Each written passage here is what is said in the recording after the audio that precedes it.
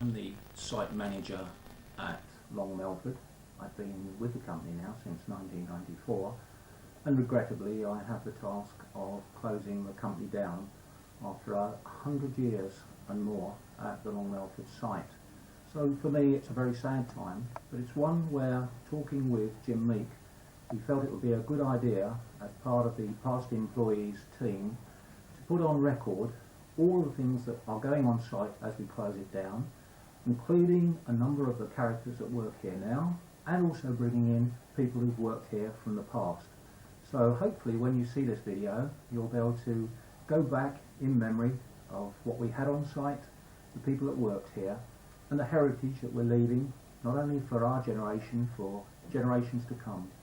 So again, I'd like to thank everyone who's been associated with Long Melford over the years for what you've done for the site, and also what we've done for each other, because it's been a great community to work in. It's been one of the nicest sites I've worked at, and it's one that I hope that will not be forgotten in the future. So from now on in, you'll be seeing all sorts of shots of all sorts of people.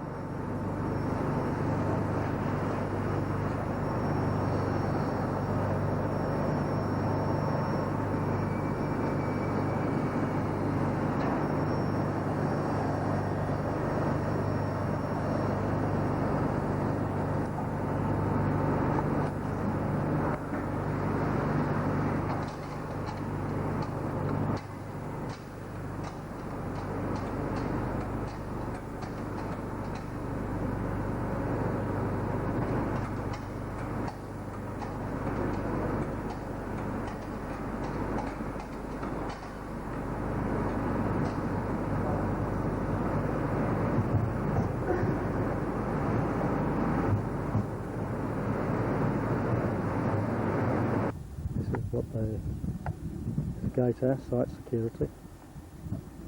This part here was the old garage. There's to service the manager's cars and the other various company vehicles. This is where what used to be called the ops. He's missing it. That's those to distill. I think it was MP15, which is the extract of yeast to go into the beer. Over this side, across the river, we go into the training centre. Farther afield is the canteen. It's down this other side of J building.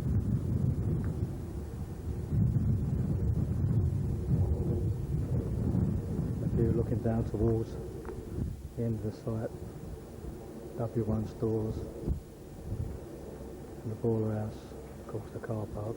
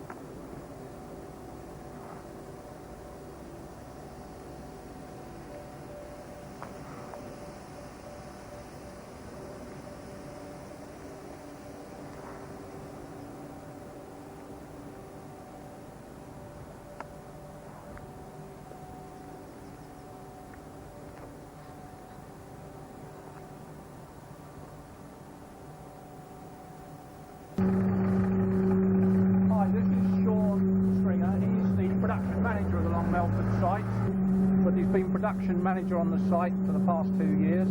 When did you join the company, Sean? November 90. Although you've known a lot about the company over the years, because I believe you came here before you were leaving school, is that right? I came here when I was 15 for work experience at school, which is a bit part of working here for engineering. And where did you first start when you came on this site? Onion plant and waterhouse. And then where did you go as you went through the plant? Powder blending, supervisor powder blending, then production manager. And in this past 2 years you've seen a few changes since the takeover with IFF. Lots of changes. Yeah, engine and air closure. Good ones and bad ones, presumably.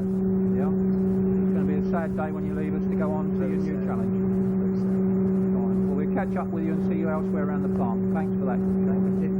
Walking across the onion pad are 3 team members who now work in the distillation plant. The supervisor is Bob Webb. He's been with the company 28 years and has a lot of experience on many parts of the plant. In the middle is Steve Seymour. He's been with the company 17 years. 15 of those were in the hops, which is at the beginning of the site, and 2 in distillation. And the other member of the team is John Holmes, who's had 17 years. The major achievement this year with these people has been to produce 4.5 tonnes of onion oleoresin resin from 632 tonnes of onions that we've had in this plant over the last 6 weeks. 3 onion plants. This was actually completed in May 1981 and ceased production this month, which is March 2002.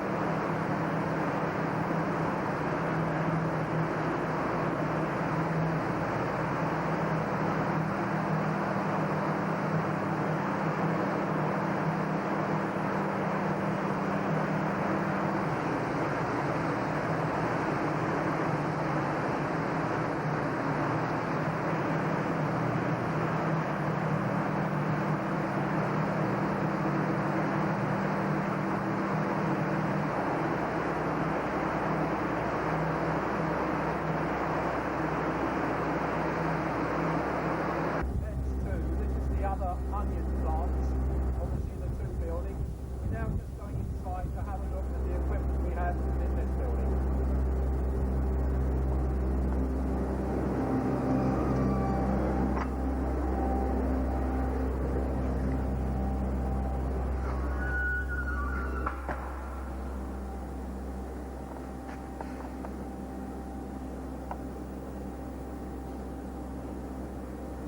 Now, for those that can remember the building, you can see the effects as we start to dismantle and take the equipment away, and eventually all of the equipment in this area will be taken, and all we'll have is the 4 walls and the lights in the ceiling. So we're well on at the moment for taking all of the equipment out.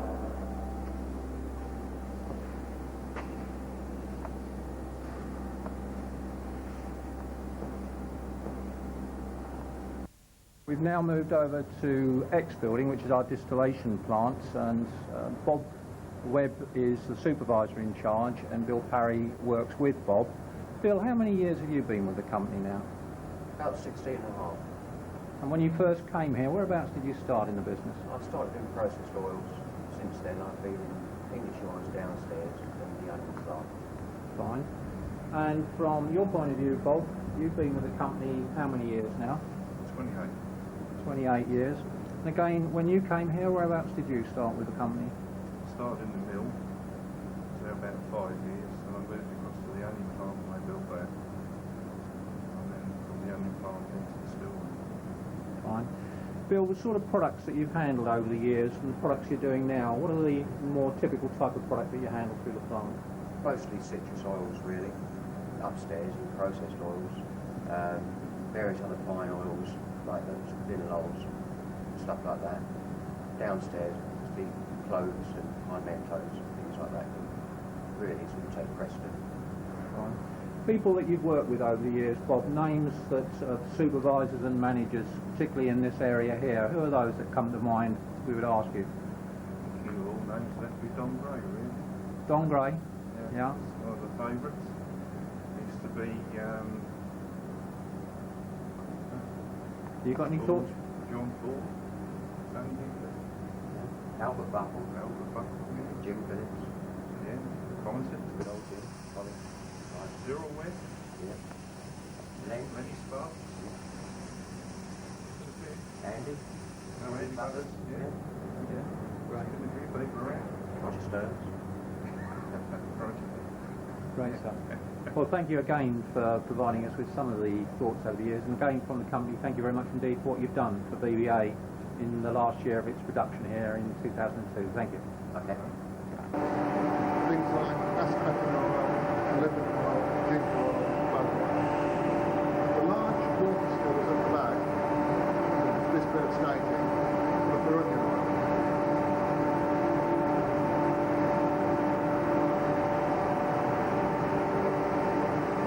On this side of the garden are the three large fractional distillation units, which we put in for the distillation of orange, champagne, and oil.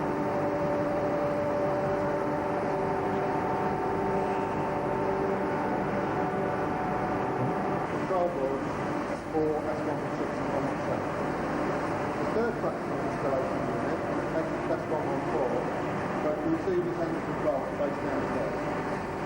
Straight over, or low-grade fractional distillation is carried out to remove certain components.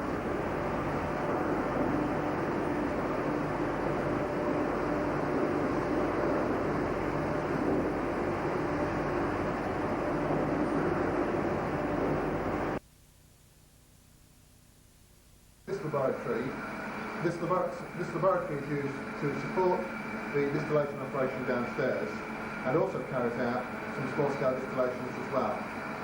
Here you have the short pass distillation unit, which is used to produce simensals from orange residues. On the shelves are a range of oils that are manufactured in the building or used in the building.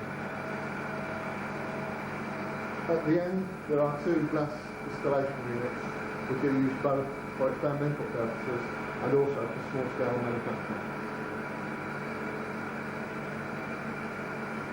The personnel working in this plant is Vince Skills, who is in fact responsible and has been responsible for the technical support throughout this site over the years. But first of all, Vince, how many years have you been with the company? Well, I started with what was then A. Roberts back in 1966 in Stratford. There's an amusing story attached to that, because when I first walked into the laboratory there, I was employed as a sort of trainee chemist. And one of the first persons I was working with in that laboratory was a little guy called Peter Wharton. Now, over the years, myself and Peter went separate ways within the old Bush Boake Allen. But coming to 1992, we met up again here at Long Melford, which is where I lived in Long Melford. And surprise, surprise, I was reunited with dear Peter. In 1992, I moved to Long Melford as part of what was then Stafford Speciality Ingredients. And I was technically responsible for developing all manner of new essential oil products, etc., etc. When Barry Sinner came to Long Melford in 1904 or 5, I was then made European Technical Manager, and I had the responsibility for all the technical aspects of this particular site. But I guess of all the places I've worked at for Bush Boake Allen, Long Melford has been the most interesting, let's put it that way. I think maybe because I've had perhaps a little bit more freedom to act here than perhaps I did in Walthamstow or Stratford. And the people here have been absolutely charming and friendly, and I've enjoyed every minute of it, quite honestly. From the company's point of view, Vince, and I know how much you've contributed to the business and obviously to the profitability over the last few years, we'd like to thank you very much indeed for what you've done for us and wish you every success in whatever you're going to do in the future. Thank you. Thanks for that. We're now going to meet with Peter Wharton. Peter has been in Long Melford supporting us on the technical side for a number of years. But Peter, when did you first join the company and where did you join? 1964 at Stratford, working for A.I. Roberts, as it was then. I worked in the research and development laboratories from there, working with the Man Army. 1970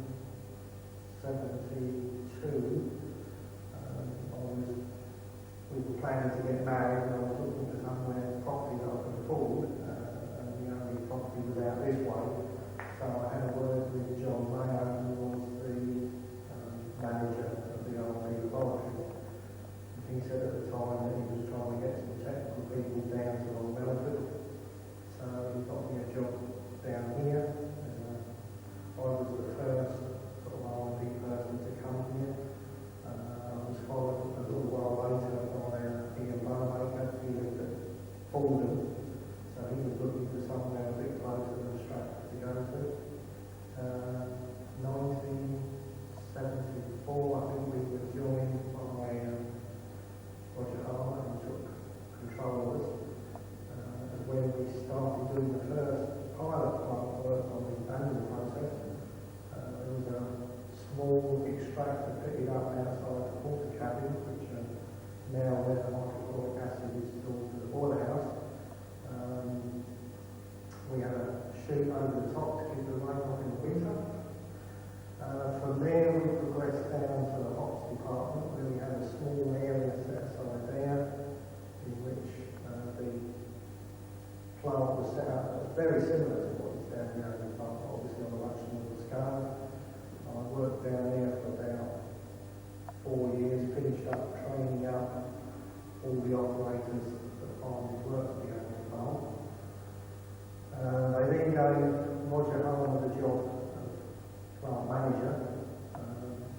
So I said, what's going to happen to me? And they said, well, we can always send you back to Walthamstow.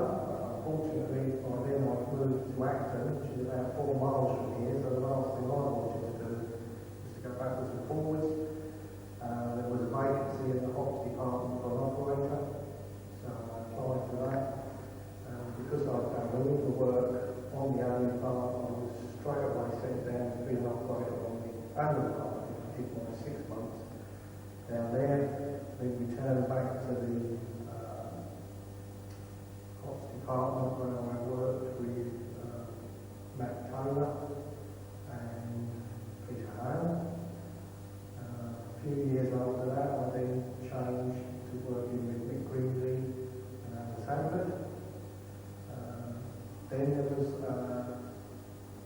we went on 7-day working because of the demand for heated primrose.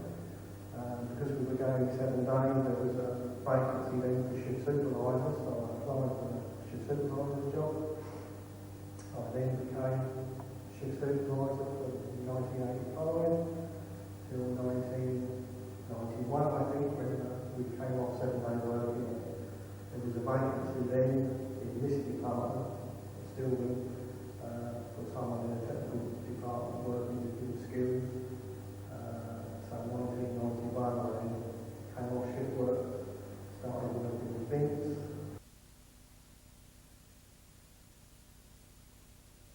How many years have you worked for the company now? I've been here 23 years this year. So whereabouts did you start when you first came in? Started in North Life under Neville Lee. Uh-huh. First charge hand I had. Yeah. Quite a lot of people in there at that time. There was quite a lot of ladies working in there at that time. Yes. Do you remember Val Hasty working in that department? Yes, I do remember Val. I didn't actually work with her, but you could hear her from where I was. And that was presumably at the other end of the building? Yeah, Valerie was in one end, I was in the middle. Where did you go from there then, Richard?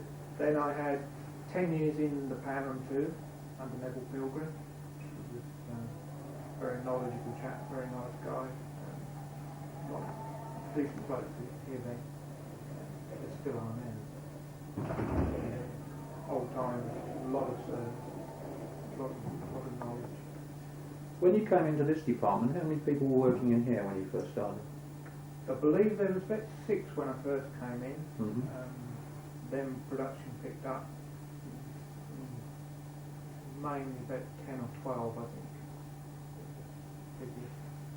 Right. Now the areas of responsibility you've got now, you cover both this department and obviously the pan room. Yes.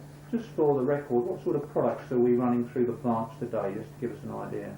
Through here we have spice emulsions, oil blends, standardised oleoresins, saranols. I'm moving across the J building towards Ivan Watt, who is busy doing the cleaning of some of the products that he's been producing today. Hello, Ivor. We're interested. How many years have you actually worked for the company then, Ivor? 38. 38 years. Yeah. So whereabouts did you start in the business? In here. You actually started in this. What did you do when you first came here then? Pharmaceuticals. Pharmaceuticals. So what sort of products did you handle? Oh, we had the cough mix we used to make a lot of. That's the bronchial bottles during the winter months. We used to make about 100 tons of that a year. Then all different things, infusion, concentrated drug, licorice, all things like that we used to do. Do you remember who your first boss was? Yeah. Well, that was Wally Turk. Wally Turk. And his daughter used to work in office over the road. Yeah, Wally Turk was getting on, he was still alive. Percy Mark, both is no longer with us now. Danny Cole, he's no longer with us. And there's Ken Philby, he's alright, I see him the other week. Richard Mountstephen used to work in here. Richard moved on to the powder blending plant at one point, didn't he? Yeah. His son used to be down there. So how many people were in here when you had the most work going through this place? I should think there's about 15 to 20. 15 to 20. And there's about 6 of you left now as we start to close the business down. And you're going to stay on with us a wee bit longer to help us clear it all up, I understand. Until September. And what are you going to do after September? Any ideas I yet? think I should retire for the day. You're going to call it a day and retire. Yeah. Good for you. And what about memories over the years? You've obviously seen all the changes. You're going to take away quite a lot of memories from the business? Yeah, from down here, yeah. It's in a good place to work. Very good place.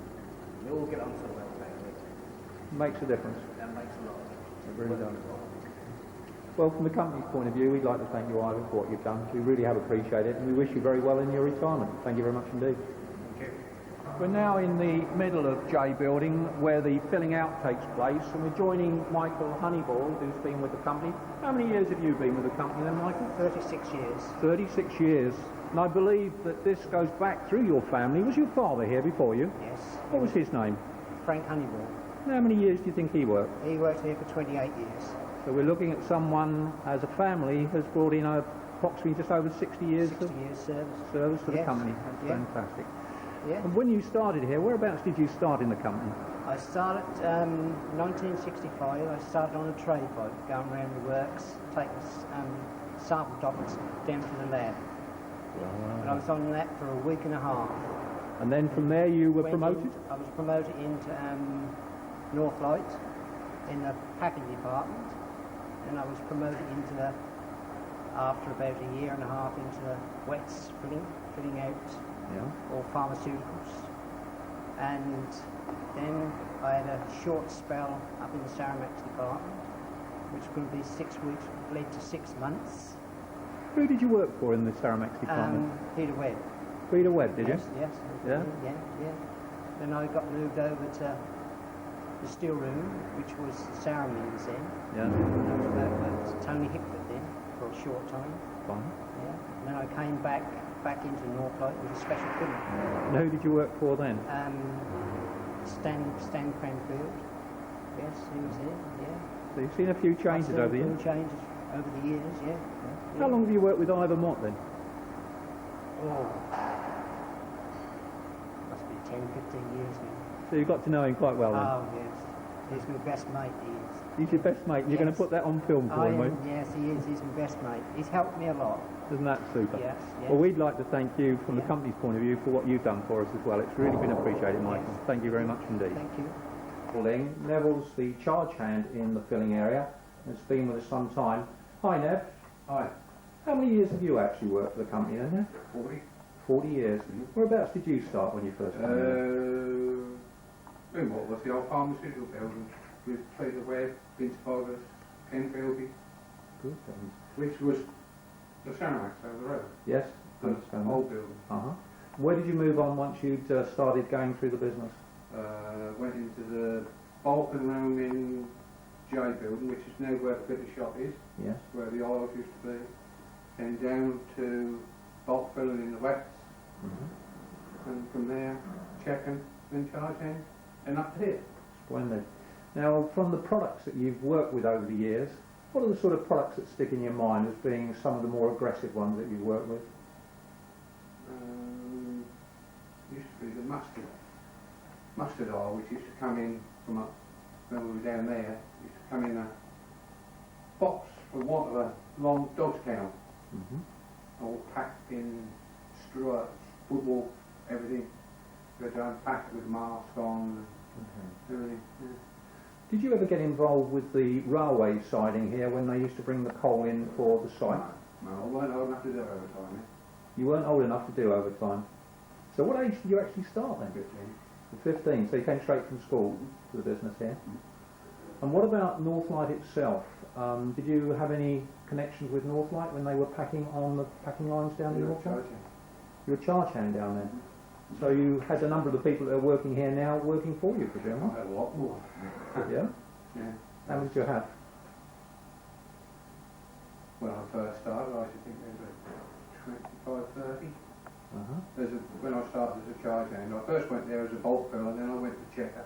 Then charge hand. So you've seen some families also going through the business. We were talking earlier on to Michael Honeyball, and he was telling us his father worked here. You must have seen a number of fathers and son relationships going through the business. My wife, my sister-in-law, my brother-in-law. All of them worked here. Where did your wife work? She worked in the dries department and the Downs Brown. How many years did she work here? I can't think. I can tell you offhand. And that's how you first met your wife, was it? Through the factory? Yeah, and then she left when she had the children. So that brings back some good memories then over the years. Anything you can remember that has occurred that to you over the years that you feel, well, I'll look back upon that as a good or a bad time? Now? It was a bad time. Yes. Sad time? Yeah. Any ideas what you're going to do in the future at the moment? No? I hope not a lot. But, you know, just have to wait and see. Yes. You're going to be with us till when? June. You're going to be with us till June? And the business itself is obviously going to finish production in September, and then obviously we close at the end of December, so that you'll be helping us out, even though we're closing this department in 2 weeks' time. You'll be helping us out clear up the whole of the site and supporting the other departments that will run through till later on. Fine, thank you very much indeed, and we'd like to thank you for all the service you've given us over the years, Nev, and wish you all the very best for the future. Thank you.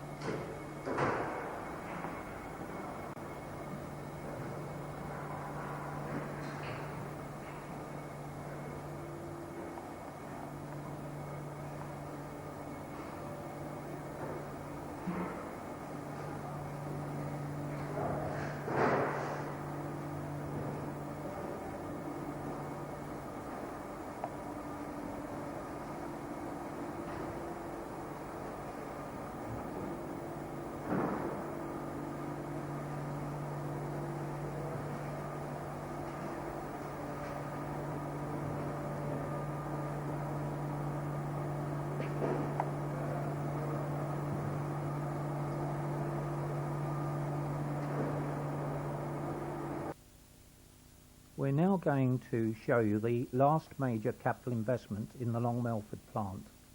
We put together what we called a process flavours plant.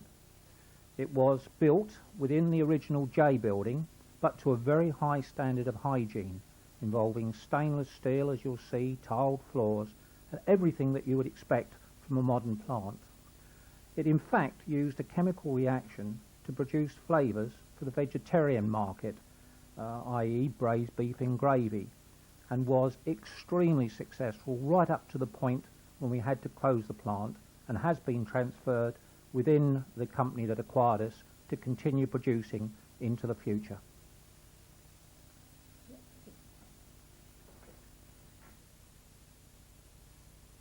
The powder blending plants, and this was built in 1991. and Chris Warnock's with me here today. He's in charge of this plant. How long have you been with us in the business, Chris? 23 years And whereabouts did you start when you joined us? in the milling department. You were in the milling, so you were in with your brother Carl, were you? I was up there for 15 years for my sins. You were. And then you moved down here? I did, yeah. Moved into here soon after this department opened. Now, how many people were in the department when you first came down here, roughly? I think there's about 20 of us altogether. And how many have you got today? 6. And this production, in fact, will finish in 2 weeks from now, which will be towards the end of March 2002. And after that, the whole of the plant that you'll see in a few moments will be taken to pieces. Part of it will be transferred to other IFS sites. The remainder will be sold off. Now I'm going to ask Chris to take us across to show us one of the bigger blenders in the plant. If you wouldn't mind, Chris, to take us over.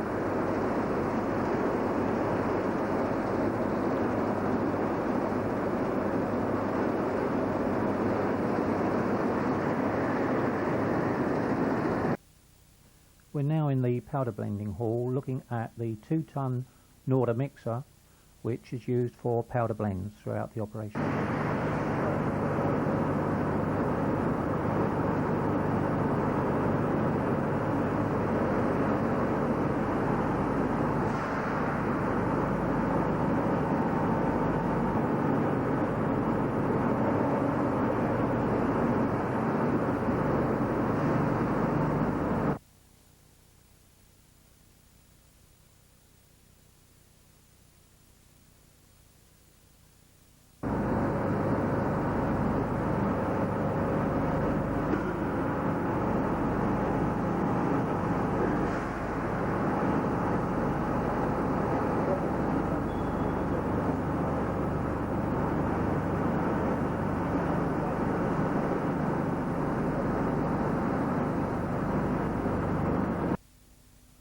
I've now joined Roger Stearns. Roger has had broken service with us, but nevertheless he has done 30 years with the company. He started originally in the stores and has moved through most departments in the company. I first knew Roger when he worked in the hops, and obviously during that time he also worked in the pan room and finished up in powder blending. Now Roger is looking to the future, and we thank him for what he's done in the past.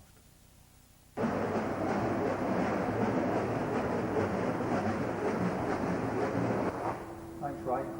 Roger's here on my left, and Roger, how many years have you been with the company? When I go at the end of April, will be 43 and a half years.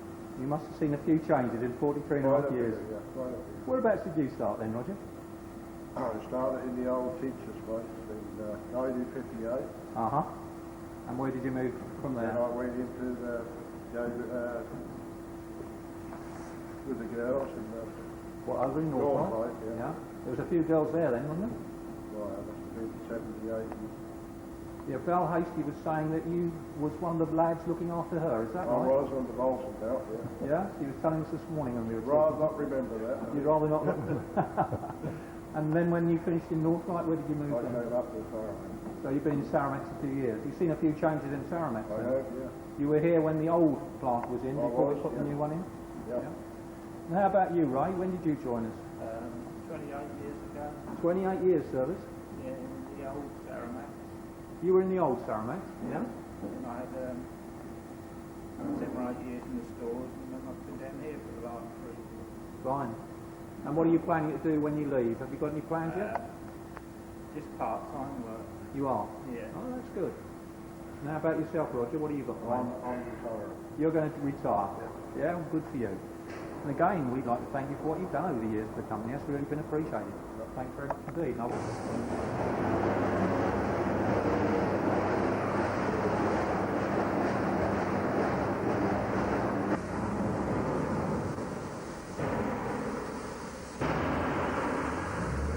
a site that's never been seen before. Colin Newman actually working. This must be worth double the price of what you'll pay for this tape. This will go down in history.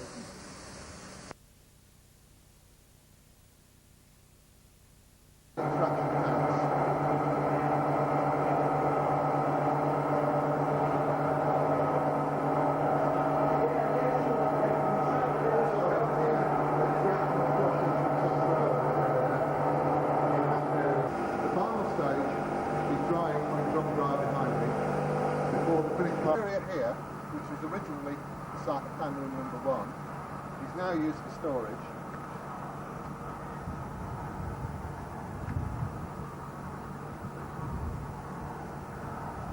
Behind me to my left is a distillation unit used for the recovery of industrial methylated spirits. Industrial methylated spirits is used in the manufacture of chlorophyll and in a number of other extractive processes in the pan room. To my right is what was originally called pan room number 2, which is now the pan room, and we'll be going inside there. This is the extractor where we extract coffee.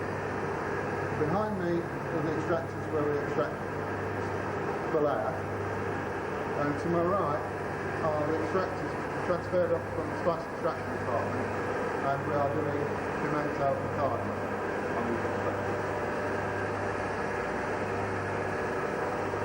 This is called pan room because the large number of open cans were located in this area. The cans operate the water-based system, and water is poured off from the cans to reduce the extract. The route is indented like that because originally there are a number of vents in the indentations which drew the water vapours out of the building to stop them getting too much condensation.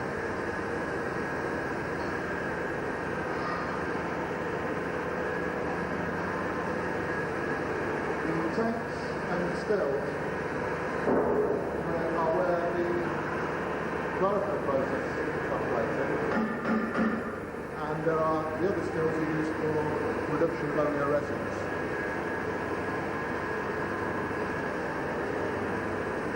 In the corner, the still is used for the barrel run process, as are the tanks below.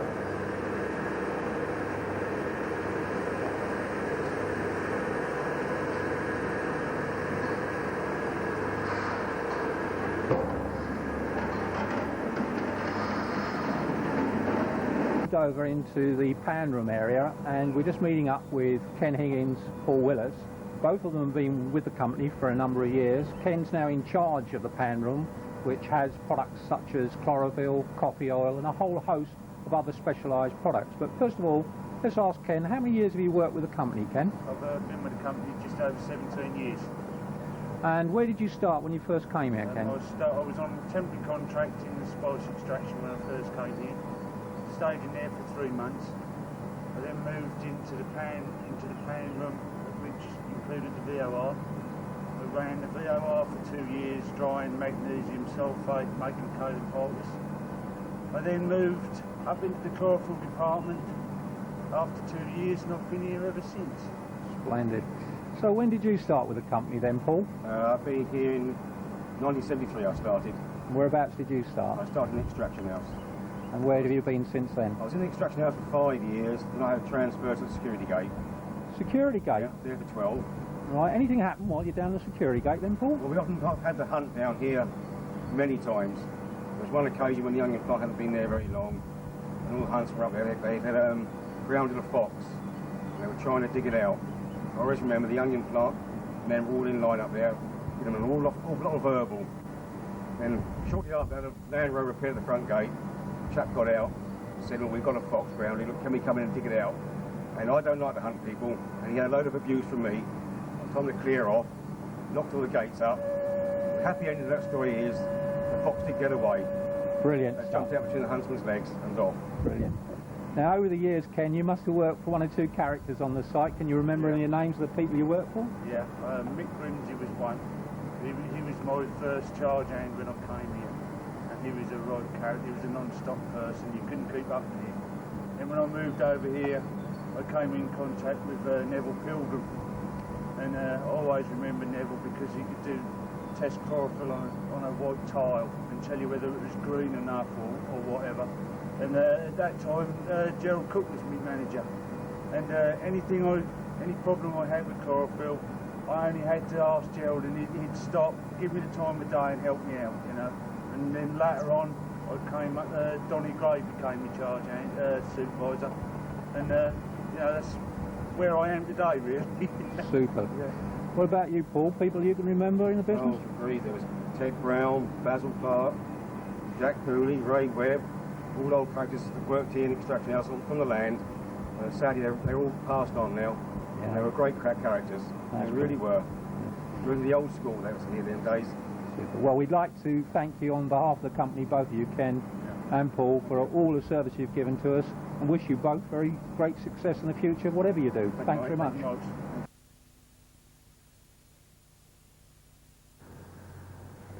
We're now in W building. This was, in fact, originally the Spice Warehouse, and was, again, an important part of the site.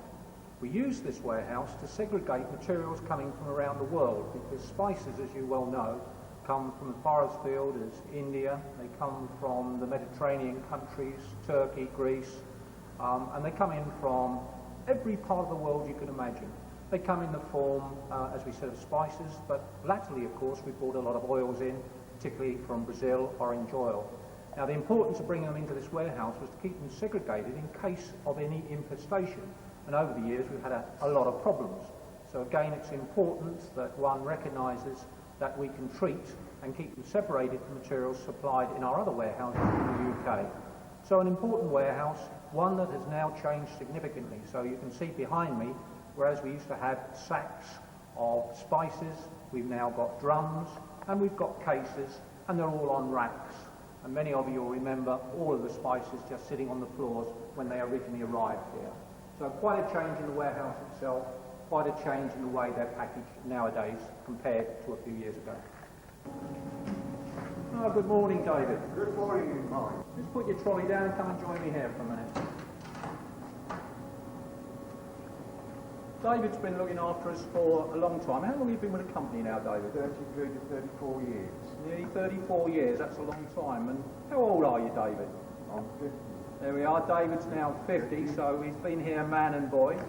And what have you been doing for us over the years, David? I've been doing, so like, taking things around the factory and doing things on the clothing store and the,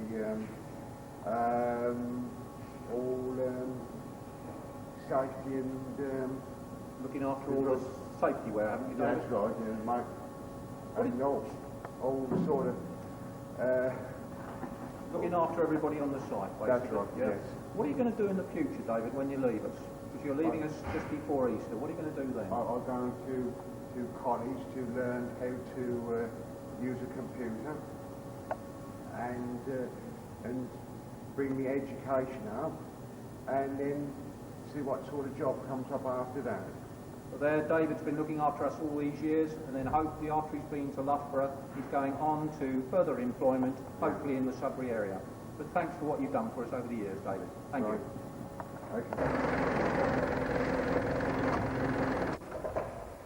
We're now in W Warehouse, and this is Stuart Finch, who operates the fork truck and moves all the goods around the warehouse. Hi Stuart, how are you? Hello Mike, I'm very well, thank you. How many years have you worked with us then, Stuart? That'll be 28 years, 7 months. And where did you start when you came to the company? I started down in Northlight. I worked as a service boy. There was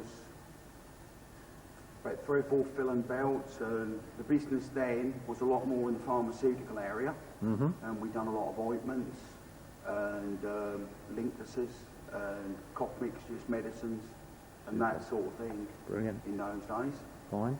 Now, you're obviously going to be leaving us shortly. Have you managed to find yourself a job now that you're leaving BBA? I have, yes. I'm going to be moving over to Bury Snedban's to work for local building merchants as pretty much what I do now as a warehouse operator and a forklift driver, and I shall also be delivering local to the branch in a lorry, which I shall think I shall very much enjoy.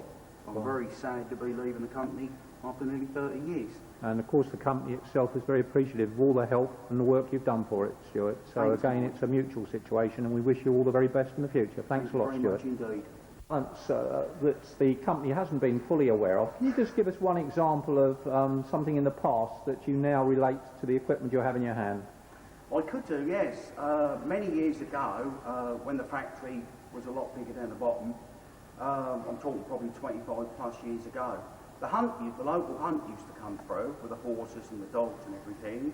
And what one or two people found amusing when they realised that I could play a tune on a piece of hose pipe, when a few of the lads, before they knocked off and they used to go for a shower last thing at night, I'd wait till they got in the shower, then I'd shout, "Here come the Hun," and play them a little note on my hose pipe, and that used to frighten them to death, and it went something like this.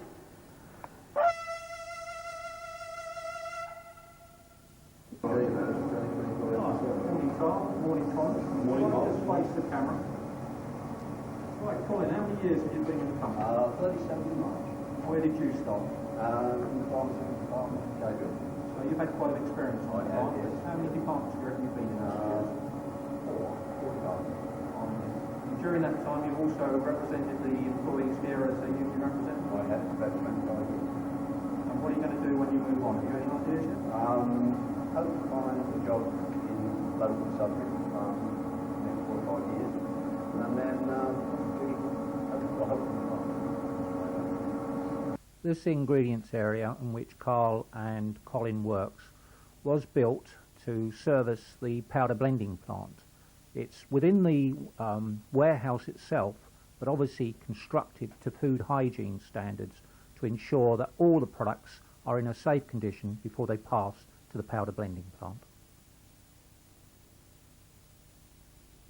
Now moved into the mill area, and the person remaining in the business is Carl Warnock, who's been with us for many years past. Carl, how many years have you been with the company? Well, I've done 27 years altogether. I had 3 years there, then I had a break of 5 years. I went to work for my wife and her father, and after 5 years I returned to the mill. Now, in the time that you've been in the mill, how many people were here when you first joined the mill team?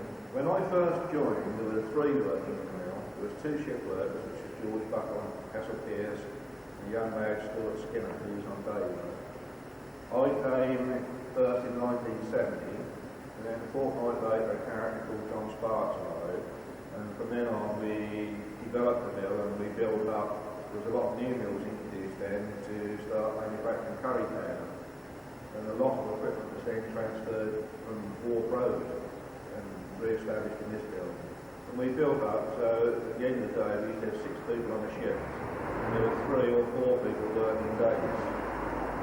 Fine. And now looking into the future, what are you going to be doing personally yourself, do you think, for the future?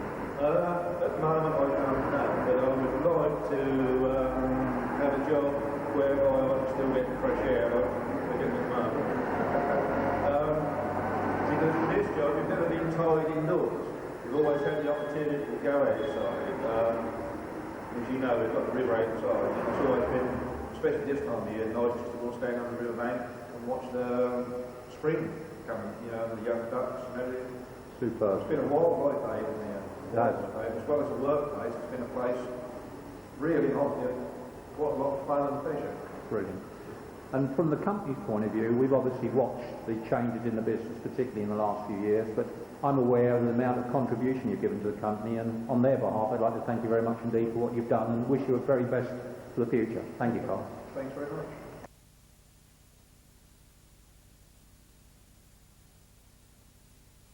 The latest samples department set up to service all of the customers both here in Europe and worldwide, and it's been operated for the past few years by Val Hasty and Richard Morris.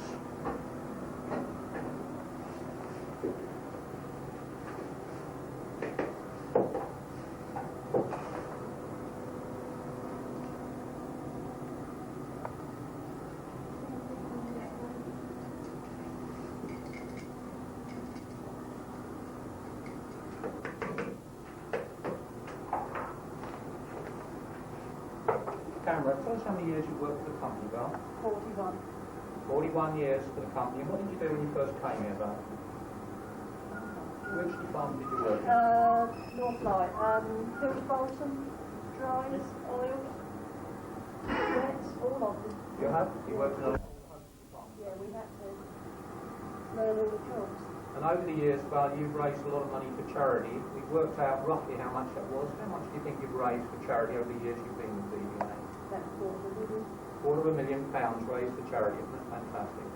And also, the supervisor here is Richard Morris. How many years have you been with us, Richard? 40 years for Richard. And how many years have we been in this department now, Richard? In this particular area, probably 6 now, 6 or 7 years in this particular area.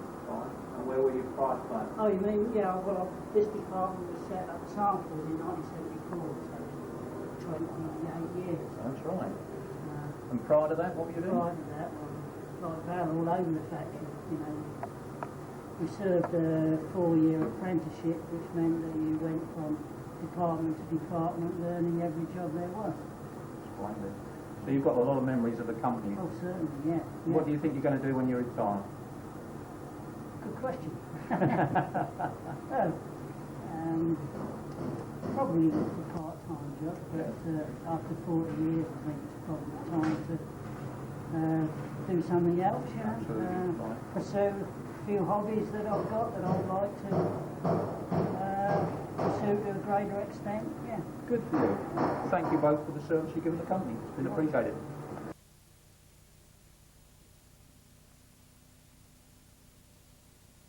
We're just taking a film of the company and we're talking to a number of the characters, and I've explained that you're the site engineering manager, but how long have you been with us and where did you start when you first came to BBA?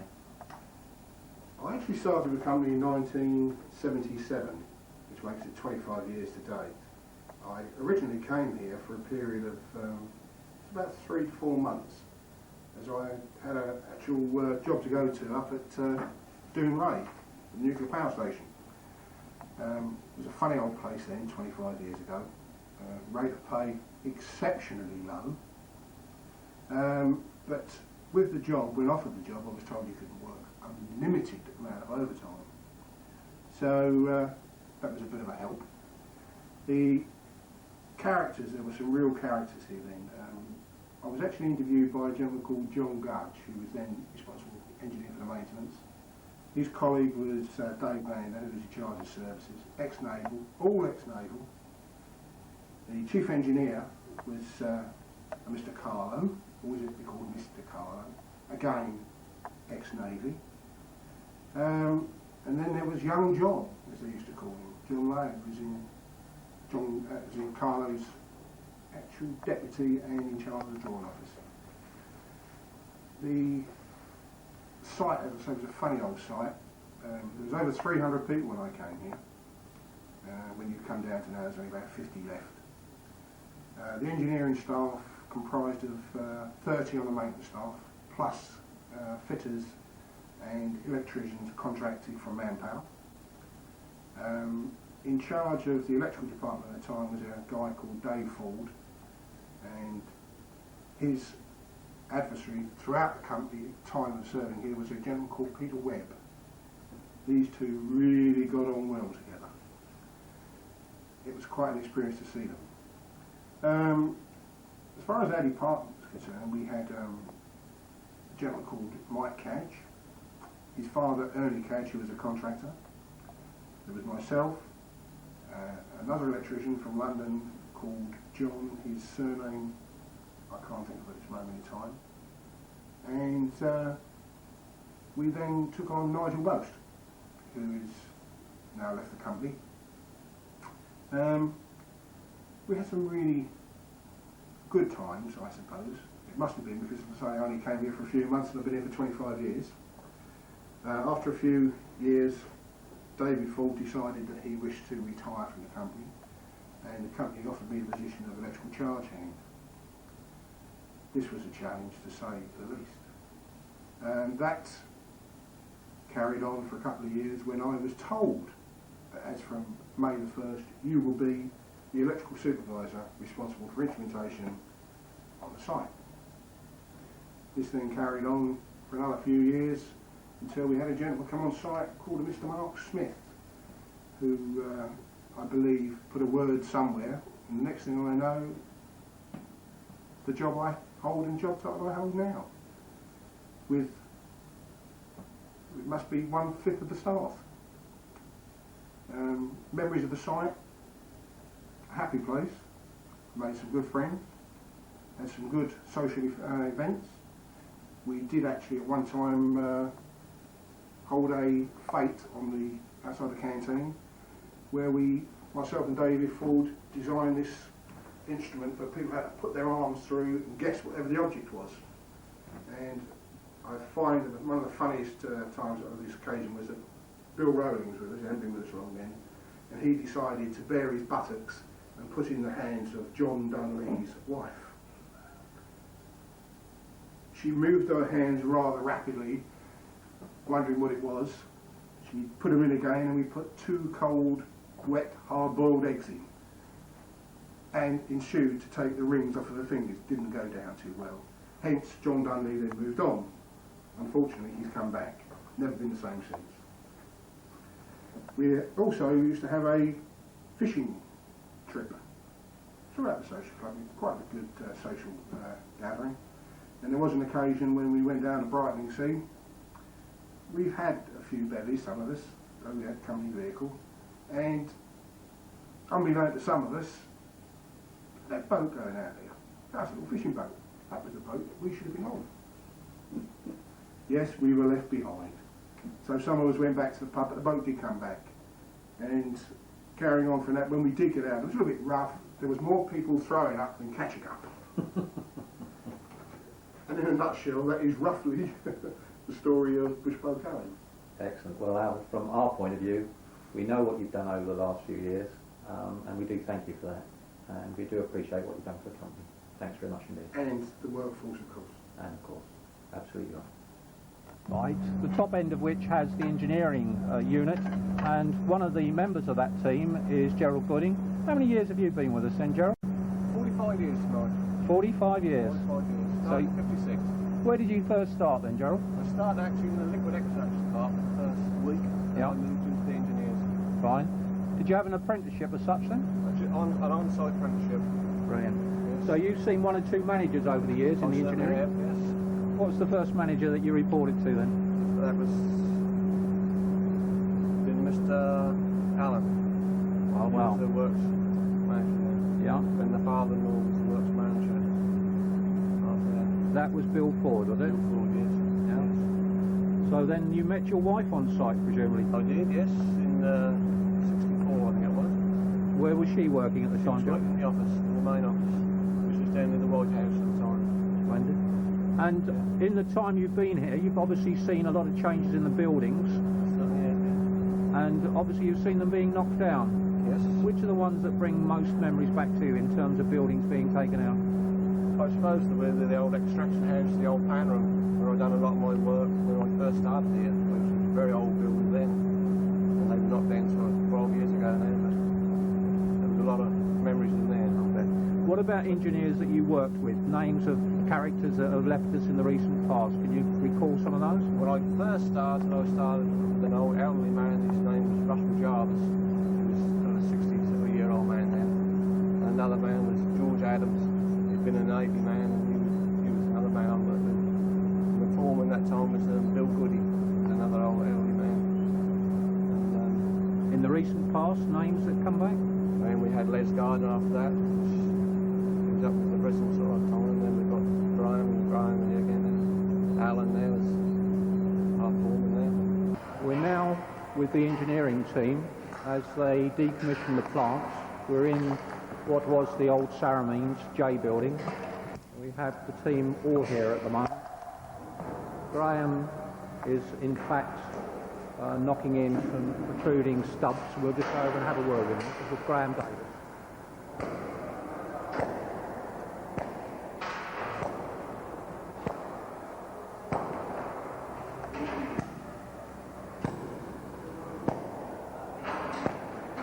Right.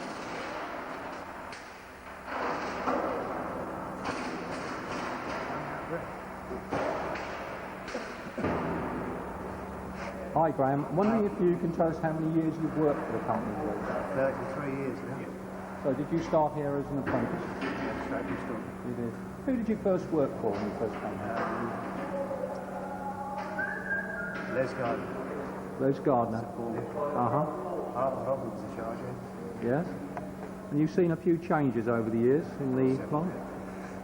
What was the most memorable change that you saw in terms of engineering? Difficult question. Uh-huh.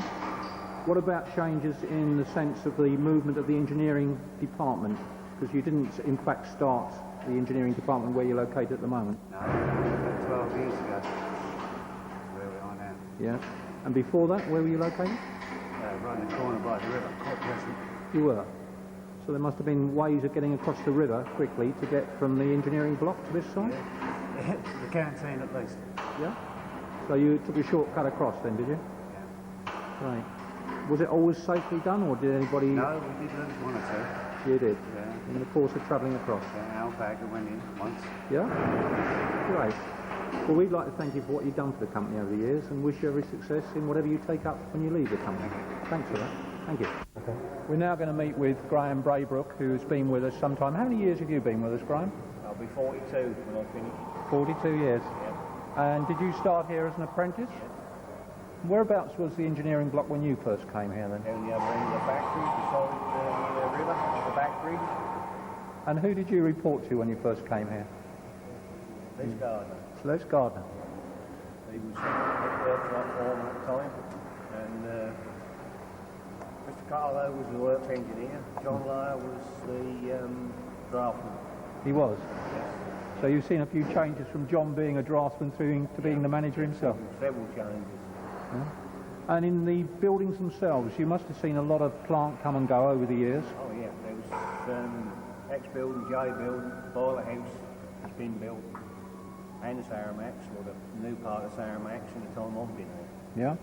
The biggest part of the stores, Yes. the new main store building, the onion plant, pan room extension.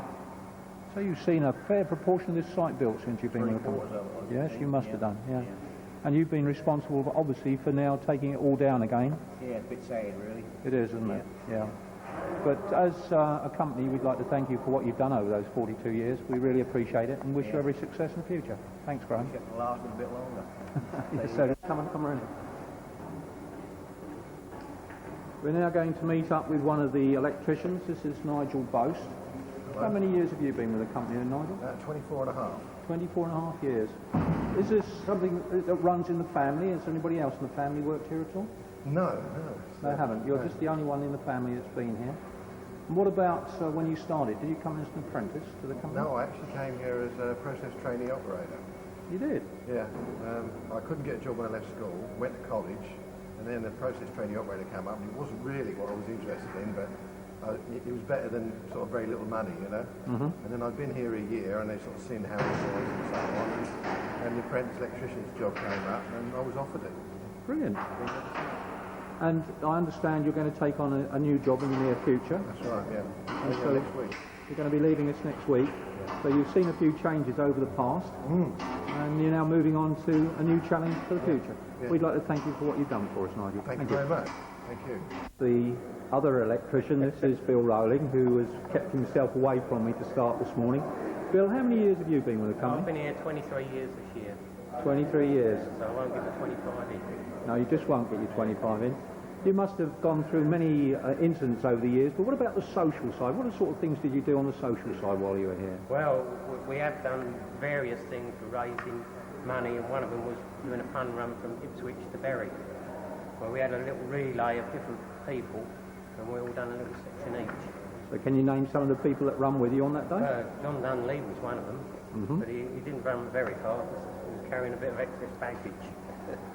Right, we won't go into that. And what about other characters that run with you on that day? There was Mark Webb, one on there, Bob Cooper.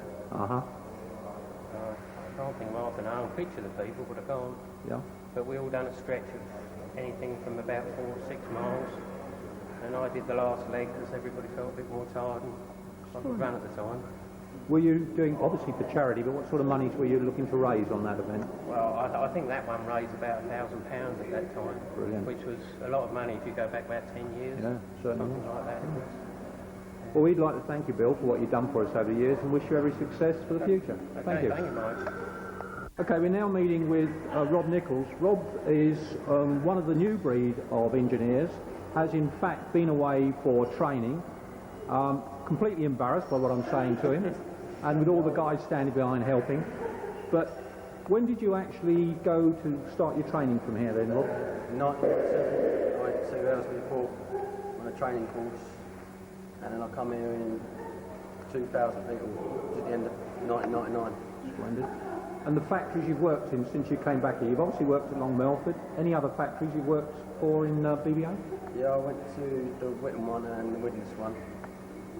And I went to the Whitton one for about 6 months to just help them out a bit because they're a bit short of staff.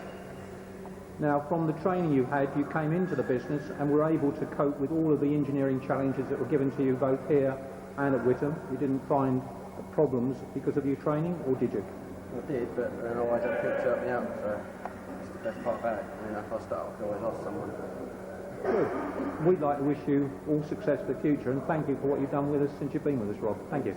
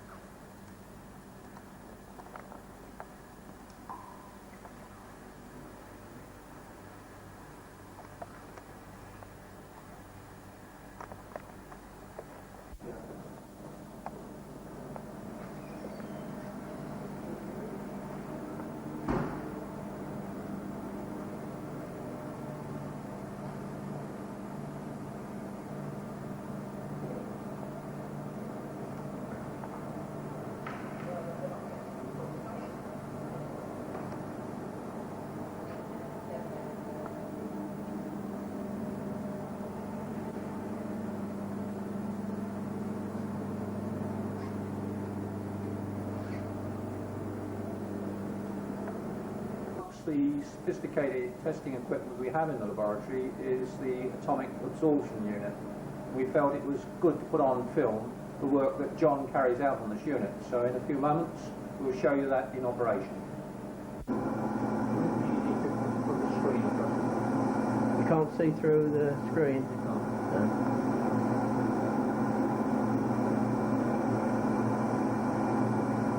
Okay.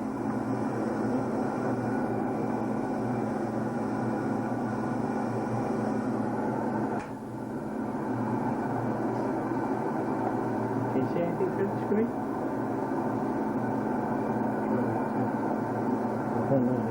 Yeah?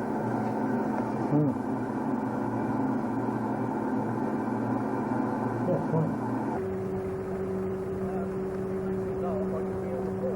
Just a moment. We're now meeting up with John Sherman and Maureen Gaffney. They both work in the QC lab. How many years have you been with the business then, John? All told, 26. 26 years. And how many have you been with us? 5. You've been with us 5. And so at the moment we're stripping down the lab and John's moving the materials around the site. In the years you've worked here, who was your first boss then, John? Can't remember now. Arthur Woodgate was there when I first came to the site. Yeah. And Harry Griggs was my first boss on the lab.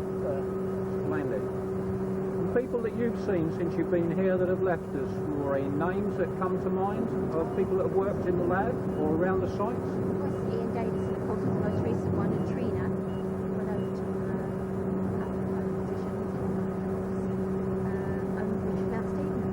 and Richard Mountstephen.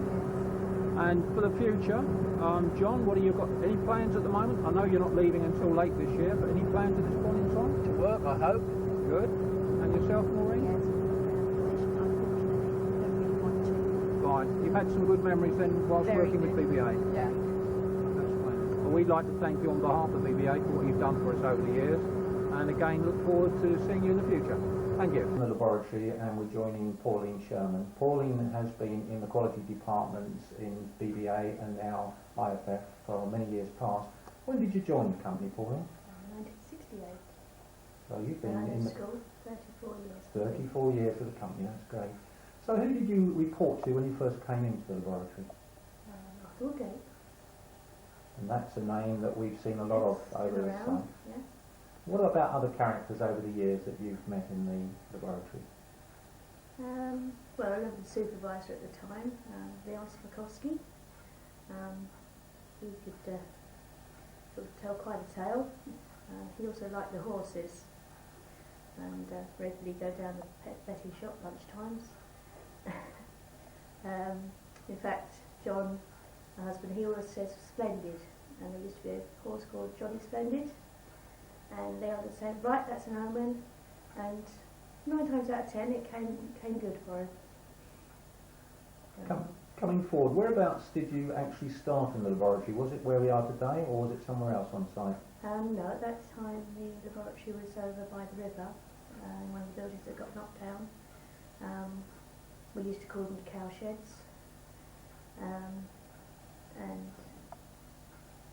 we moved into this laboratory in 1989 when the pharmaceuticals stopped and all the buildings got knocked down. Also, the microbiological side, that's changed quite a lot over the years, as I understand it.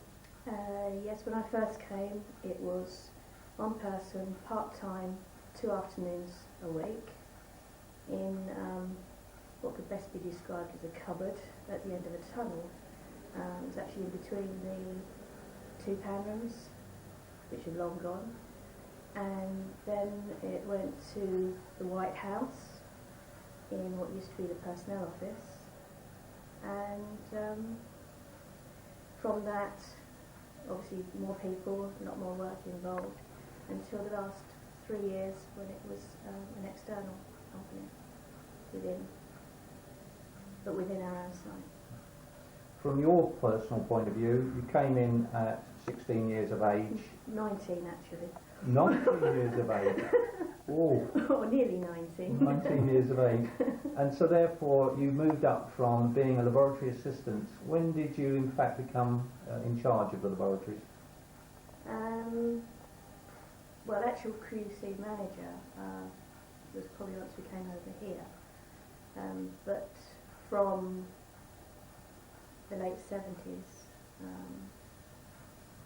76, 77, I was already the senior section leader. Fine. In the recent past, obviously not only Long Melford, but you've been responsible for Witham. But going forward into the future, what are your plans at the moment, if you have any, for when you leave the company? Well, probably retiring and actually seeing my garden. The customer service area, which prior to being converted was the print area. We're just going to meet some of the people who work here, which is customer service. It's obviously the logistics department and purchasing. Now, just behind me is Chris Hewitt and Emery, and at the back is Jackie Foreman. And then we'll move through to Roger Beck at the far end. So Chris is sitting at the first desk, and sitting at the second one. Hello, Ant. Hi to Chris, Dan. Now, third desk is Jackie Foreman. How many years have you been with us, Jackie? 9 now. And where did you start?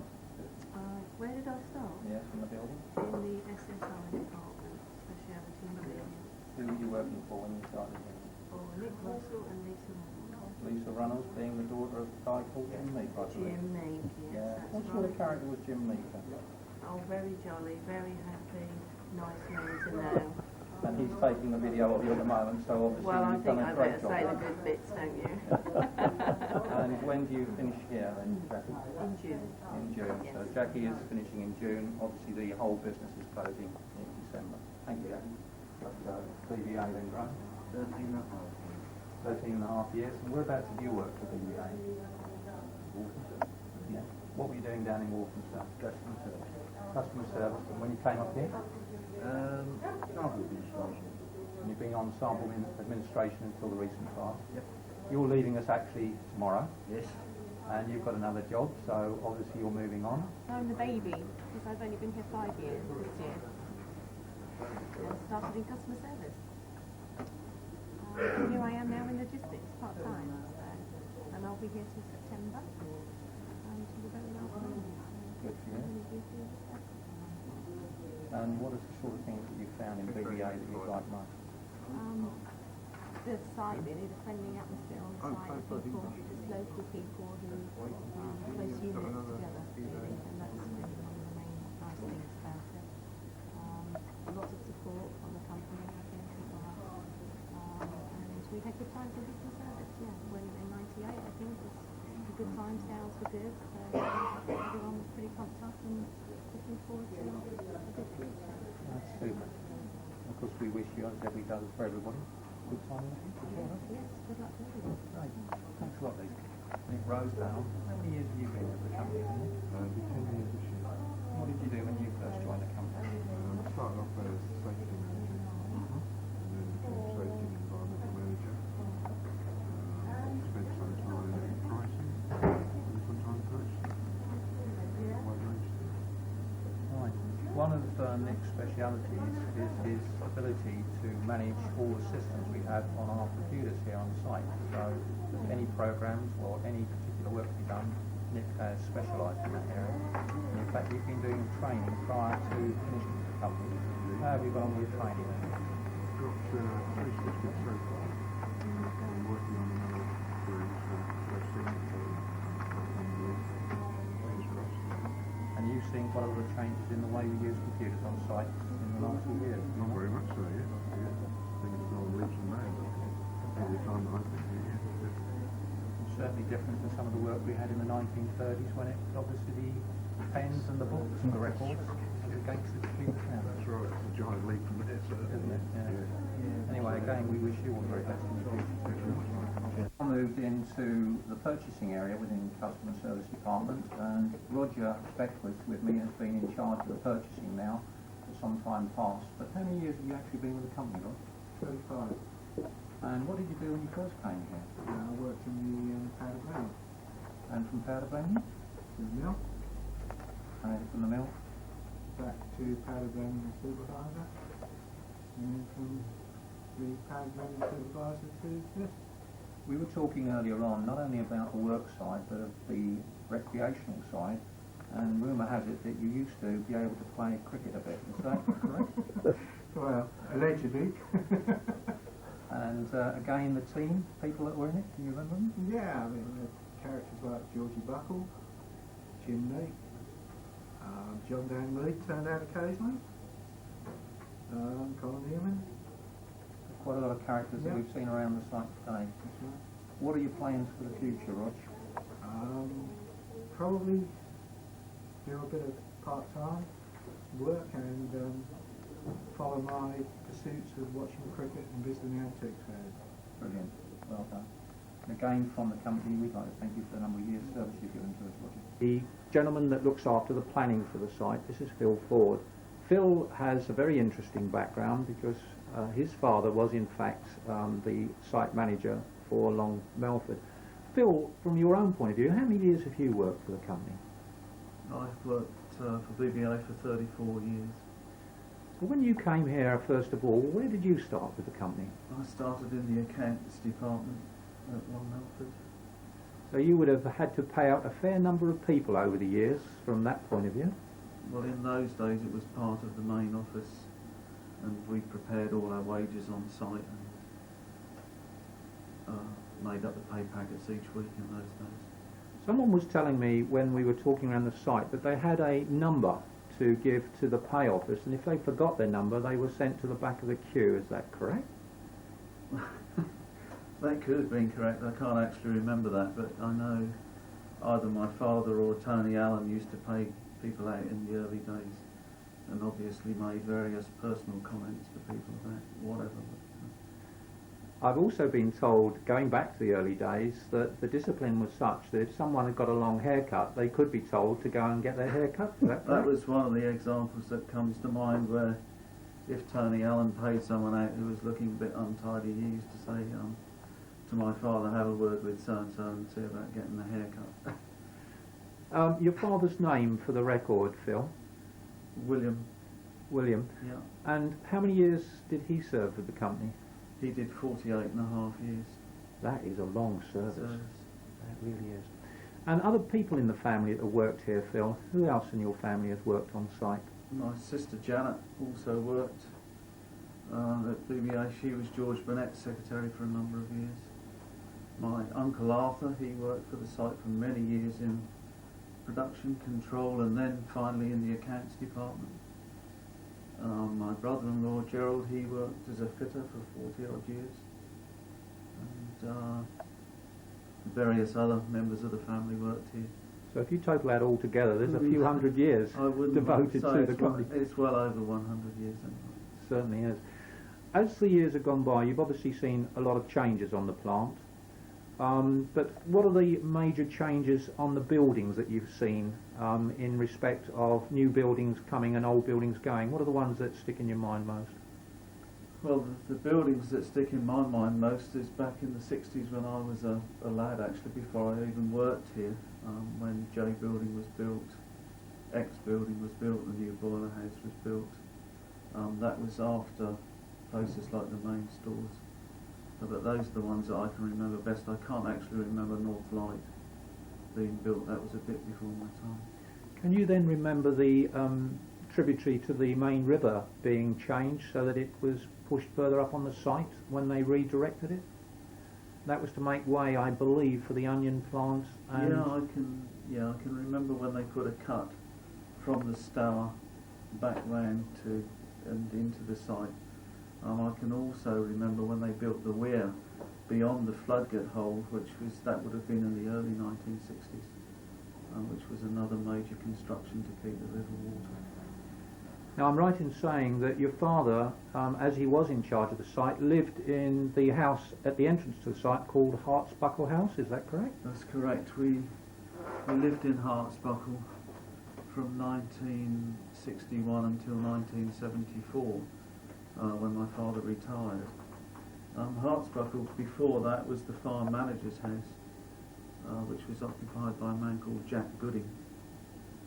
But then in 1961 it was offered to my father, who was the works manager at that time.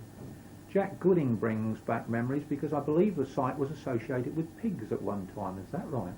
Yeah, that's also correct. In Stafford Allen's days, as well as having an arable farm, they had a herd of pedigree pigs, large white pigs, which were shown extensively all over the country.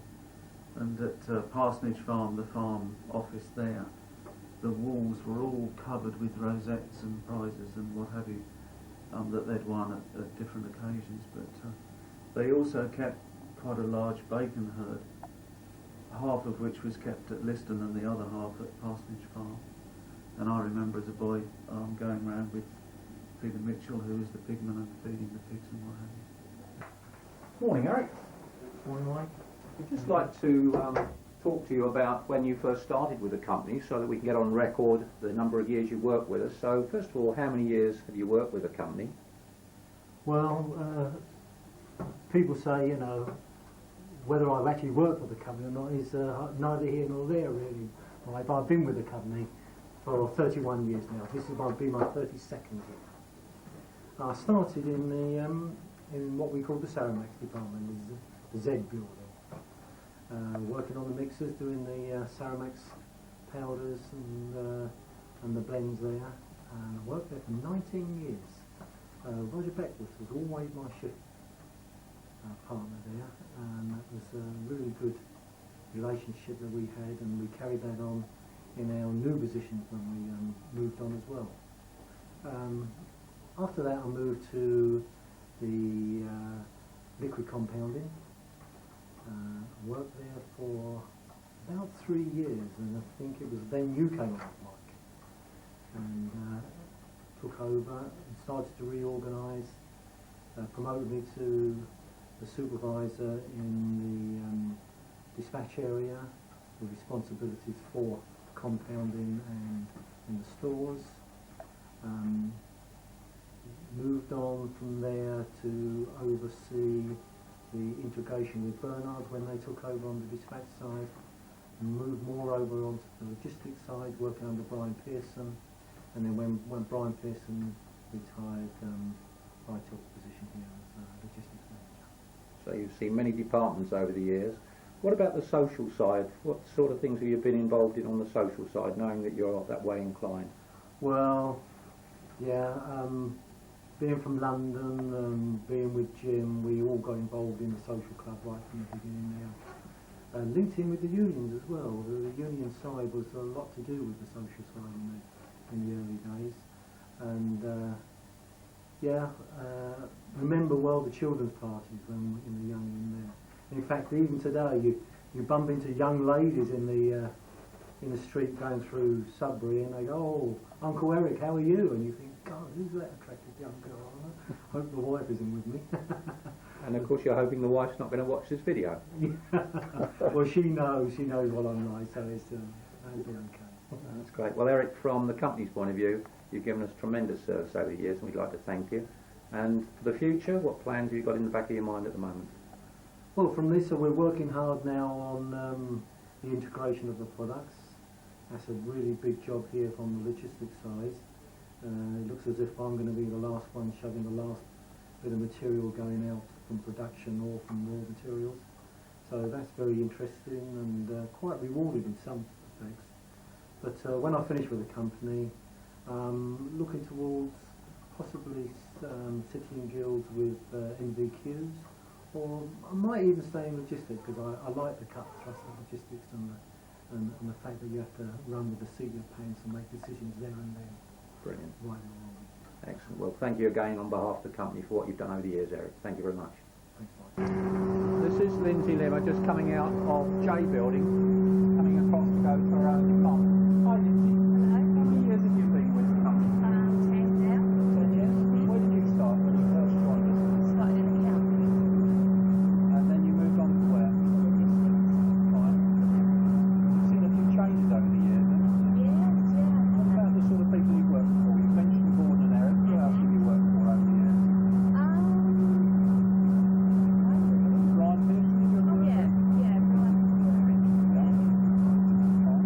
And people that you work with, names that come to memory there?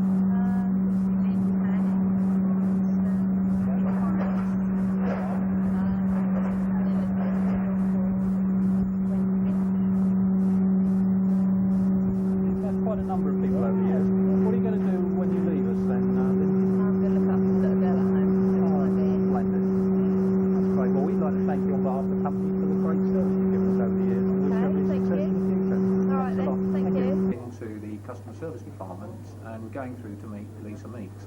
Lisa has been with us some time and is responsible for customer service and the pricing for what was the old BA and now obviously with the IFF and the integration. So let's go and meet Lisa Meeks. Hello Lisa. Hello. How long have you known and worked with the company?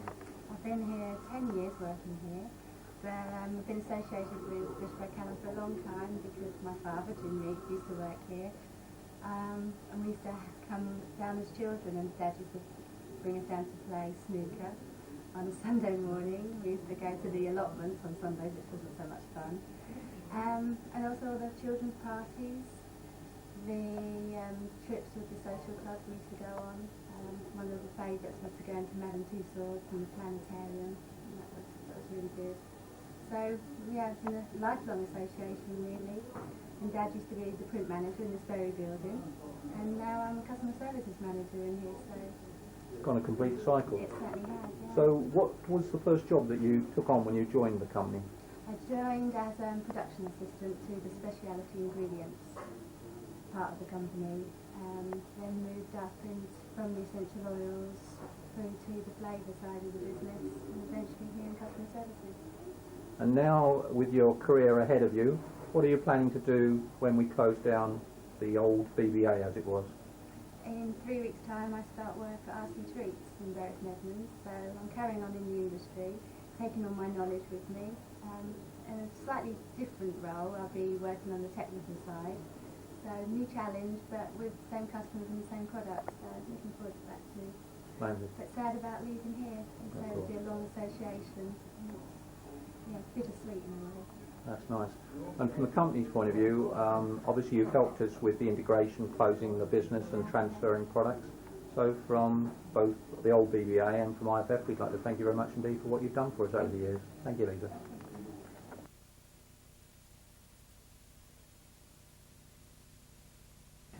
And I'm the guy responsible for shooting this video. I'm just going to give you a little pod history myself. I started off with Bush Boake Allen way back in the 60s at Ash Grove, Hackney in London. I moved down to Melford in Suffolk in 1969. This was a bit of a culture shock for us, me and my wife Maureen, moving from the East End to beautiful Suffolk. I moved into the printing department along with Charlie Chipman and Albert Curtis, Albert who was then the print manager, and we amalgamated with the Melford print department, who was run by a guy called Ted Hempstead. There was other people who worked there, other characters. I can remember it was Tommy Parmiter, Albert Moore, Ivan Cooper. On the women's side there was May Bulmer, Betty Powell, who later became Betty Pilgrim when she married Neville, who worked on the site, and Nadine Deeks, and later on Ellen Bugg. I worked there, as I said, for 22 years, so I left in 91 to set up my own print business. Along them years, along the way, working in the print department, I used to we worked then from 8 o'clock to 5, and at that time I had 3 small children and a wife to keep, so I used to work in the print department throughout the day to 5 o'clock. Have half-hour lunch, then work into the factory, where I met many more characters. Like on the lorry loading, which we used to do, loading the lorries ready for the next morning be off at 6 o'clock. People like John Deeks, Doug Stearns, Peter Mower, and Colin Underwood. Other place I went to was the grass. We used to dry the grass and cube the grass. And the guy there I worked with quite a lot was Clive Arwin. Other characters I met along the way on the site was Peter Webb, Percy Miles, Richard Morris, Eric Frost, Gordon Davis, all characters in their own right. Georgie Buckle, people that later on I played snooker, cricket with, Roger Beckworth, other characters like Bill Boomer, who worked there many years. In the early 70s, along with Colin Newman and Ann Smith, we approached the personnel to see if we could set up a social club. The personnel manager at the time was a guy come down from London called Ken Arnold, and he was very willing and very helpful, and so we did. We set up a social club. The first things we done was do children's parties. That was my thing, my baby, so to speak, having 3 young children of my own. We set up these parties every Christmas, buying them presents, and it was a joy to see the looks on their faces. Later on we done the older children, I think with children over 9, or over 10, something like that. We took them out on trips, places like Wixley Park, Kettering, Northamptonshire, Windsor Safari Park, Thorpe Park in London. Other trips to London like Madame Tussauds, Planetarium. Yeah, great days. Funny thing happened one time, or a couple of funny things I can stick out in my memory, was when we went to see the change in the guard at Buckingham Palace, and I think we had around about 40 odd children with us, and 2 of them sort of, how can I say, got mislaid, and I thought to myself, how can I go back to Suffolk and say to their parents, like Billy and Jane, sorry, we couldn't find them somewhere in London, but all good things, it comes to an end, so to speak. We found them, and much to our relief. Another time when there was one guy, I won't mention no names, but I think he was actually taller than me and bigger than me. He was around about 6'1", and his mother said to him that wherever you go, you must stand near me. And I remember even when I went to the toilet, he was standing by the side of me. When he went to the cross road, he was holding my hand. But just memories, just memories. Later on, we've done more things for the older people sort of thing. We went to more ambitious things like going to trips to see shows in London, Phantom of the Opera, 42nd Street, or many more. And very, very successful. Sometimes we had 2 coach loads. I remember one time I think we went to the ice show in London one Christmas and we actually had 3 coach loads. Even later on still, we got more ambitious and decided that our trips abroad, going to places like Denmark and Sweden, and yeah, great times, really great times. We also set up a cricket team. We had 4 snooker teams, golf section, which we'd done in conjunction with E17 Walthamstow, which was then, after Ashgrove had closed down. Another very successful one was the gardening club, run by Chris Gore, ably assisted by Peter Mower, which most people at one time or other went in and purchased stuff from. Yeah, it was some great times. The company also set up things like the dinner and dances they'd done annually at it used to be at Colchester, and in later years it moved on to the Copdock at Ipswich.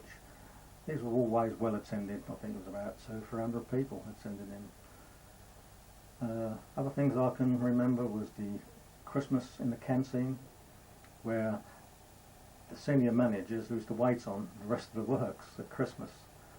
We've got beautiful dinners cooked by Madge Harvey and her staff. Yeah, good days. Raffles, that's the other thing. We used to have a raffle hanging every year, and it was great days at Bush Boake Allen. So I spent there 22 years, I think it was, in total. 10 to 11 more years servicing when I was printing myself. And I say along the way met great characters. We had a magazine called the Bush Telegraph, which was distributed all over the world, all the sites in Europe, places like Turkey, went to China and Russia, United States, and this was edited by a lady called Lee Faber. And Gordon is the manager responsible for the financial control on the Long Melford site, and Gordon has been with the business many years. How many years have you been with the business, Gordon? Well, I've been with the business now since June 77, so that's just over 25 years. And whereabouts did you start in the business then?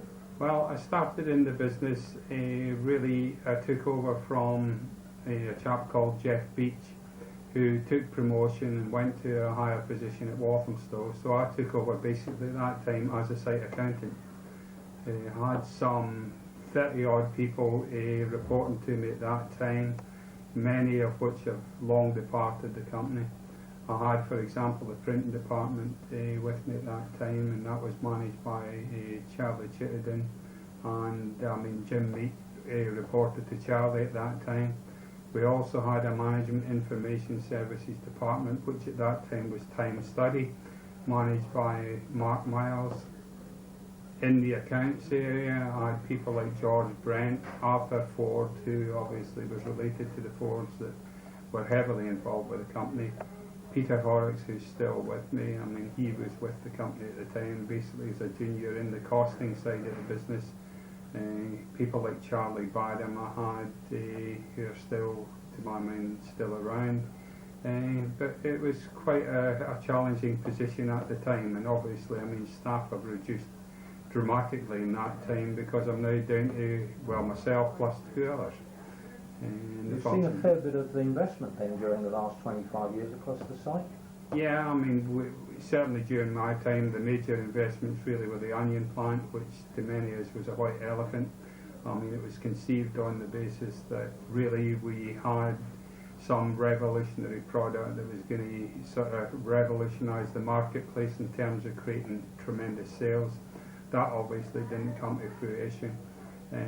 The powder blending plant was the other major investment that I've seen during that period as well, and obviously that was essential to keep us in the powder blending business, because we couldn't have went forward really in that business without that investment in powder blending.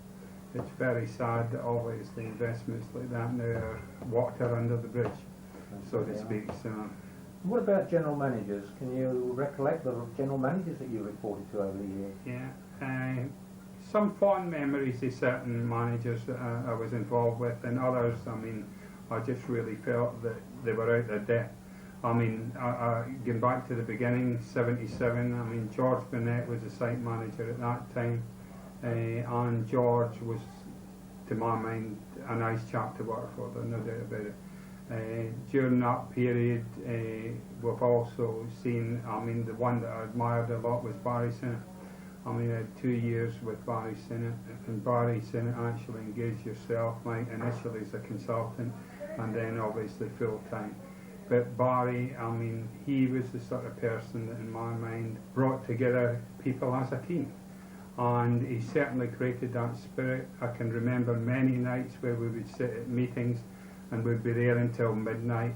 And it was a thing that never really, you didn't think anything about because you were so caught up in the buzz of things at that time.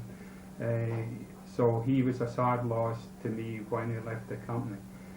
Because as I say, I did admire the chap. Other people, I mean, we've had some strange guys such as Greg Butler. I mean, he used to play on his little sort of banjo type thing at Christmas, so I mean, he was just something else. Steve Jackson, again, from basically an accounting background, had some experience out in the Far East, and he came back into the business as the general manager for the natural products. That didn't work either. And I mean, even John Dunley, when I think back, I mean, John Dunley, he was one of the general managers that I reported to at the time before he had his spell out in the Far East. So I've seen quite a few come and go, to say the least. Some, as I say, been a nice experience, others not. Peter Horrocks. Peter's been in the financial department for many years past and has been one of the mainstays in bringing all the financial data to the business. Peter, how many years have you actually been in the company? 28. I came when I was 16, straight from school. Worked for Jeff Beach. And after about 3 or 4 years, I think Gordon appeared on the scene, and I've worked for him ever since. So you've seen a few changes then in 28 years. What sort of changes have you seen in the plant then, Peter, over those years? Obviously the plant has developed, but I was more involved with the account side, and so the computers have been the major thing that have done. When I first came, everything was done on sort of old-fashioned calculators, really. And then obviously the computers have developed, and that is the main part of the accounts department now. And that has been a significant change, certainly in the recent past, with all the new systems that we've seen in. What about from the personalities point of view? Who are the people that you can remember working with in your team over the years? Probably the one I remember most working with for a long time was Arthur Ford. And that was Phil Ford's uncle and Will Ford's brother. I think Will Ford was the manager here for a while. But I worked quite closely with Arthur in the costing side for, I don't know, can't remember how many years, but until he retired anyway. And we got on well. We both liked football and cricket. And well, we really got on well. Now, from the sports point of view, going back over the years, the company got involved in a lot of sports. How about yourself? What sort of sports did you get involved in? Well, I used to play cricket, and then for a few years I played for the boys team, and then I played for my village team for, I don't know, 15, 20 years, so really they were the team, we were my team then, and I was captain of them for 3 or 4 years, which I enjoyed. Just going back to the works team, who are the sort of people that used to be in the works team that you can remember? Nicky Stovall, Jim Lee, George Buckle, Peter Webb, I think there was Ray Alvin, Roger Beckwith, Dennis Jenkins, sort of that era. Now I'm aware also that during that 28 years you obviously met up with a certain lady in the business. Can you just tell us how that came about? She came here as a temp, I think, from some agency. We sort of met up, and a year or two later we got married. So for the record, who is this lady? Well, she was Gillian Dalton when she came here. Obviously now she's Gillian Horrocks. And from Gillian's point of view, nowadays, Gillian is obviously following a different career course. What is she actually doing nowadays? She looks after horses. I suppose you call her self-employed groom. I suppose your father-in-law has got a small sort of farm where he looks after horses, mainly horses resting, race horses resting from Newmarket with injuries or just look for a few weeks rest. And from your own personal point of view, Peter, what are you going to do when you leave the company in a few months' time? What plans have you got? Well, for this coming winter, I'm hoping to help her with the horses and then just see how things develop. I'd quite like to do something different to what I've been doing for the last 28 years. Just give it a go, and if worst comes to worst, I'll perhaps look for a similar job next year. Well, the company would like to thank you for what you have done over the last 28 years, because I know it's contributed significantly to the management of the company, and we wish you all success in your new career, whatever it may be. Thank you very much. Thank you. Joined John Dunley in his office. John was a previous site manager at Long Melford and then moved on throughout the BBA as it was. I'll ask John now, first of all, to tell us about when he joined the company and how he's moved through the company and what he's doing today. John. Yes, yeah, I think I joined the company a long time ago, the end of 1969, and that was on the chemical side. Actually, it was with Albright and Wilson, so there are still some people who remember that, but mostly they've forgotten, put our mistakes behind us. But anyway, fairly quickly, I suppose about 1974, moved away from the A&W side to BBA on the Rainham site, and did a few years there working with Bob George. At that time, Bob was the plant manager. And he then moved to Long Melford to do safety, and I took over as plant manager at Rainham. It's a small operation, but it's good fun there. Then in 1981, I moved here to Long Melford. That was as production manager and site manager designate to working for George Burnett. And I took over that production role from Arthur Woodgate, who then moved to a QC role, or back into a QC role. Did that job for about a year and a half, nearly 2 years before George Burnett eventually retired. I was then site manager until the end of 86, early 87. We had actually a nice team of people there. I think there was Gordon Davis was and then Bill Douglas and Gerald Cook, Mike Potterton, Roger Harmer doing the production, and I think we got a few things done at that time. Then we set up the natural products division at that point, and I went to Walthamstow to look after that, and was 5 years there. Went to Singapore, to work for the Asia Pacific region, and that took me through to 98. Then it came back to Long Melford, and we started a global purchasing department at that point, and so I was looking after that, and that went on really until the IFF takeover.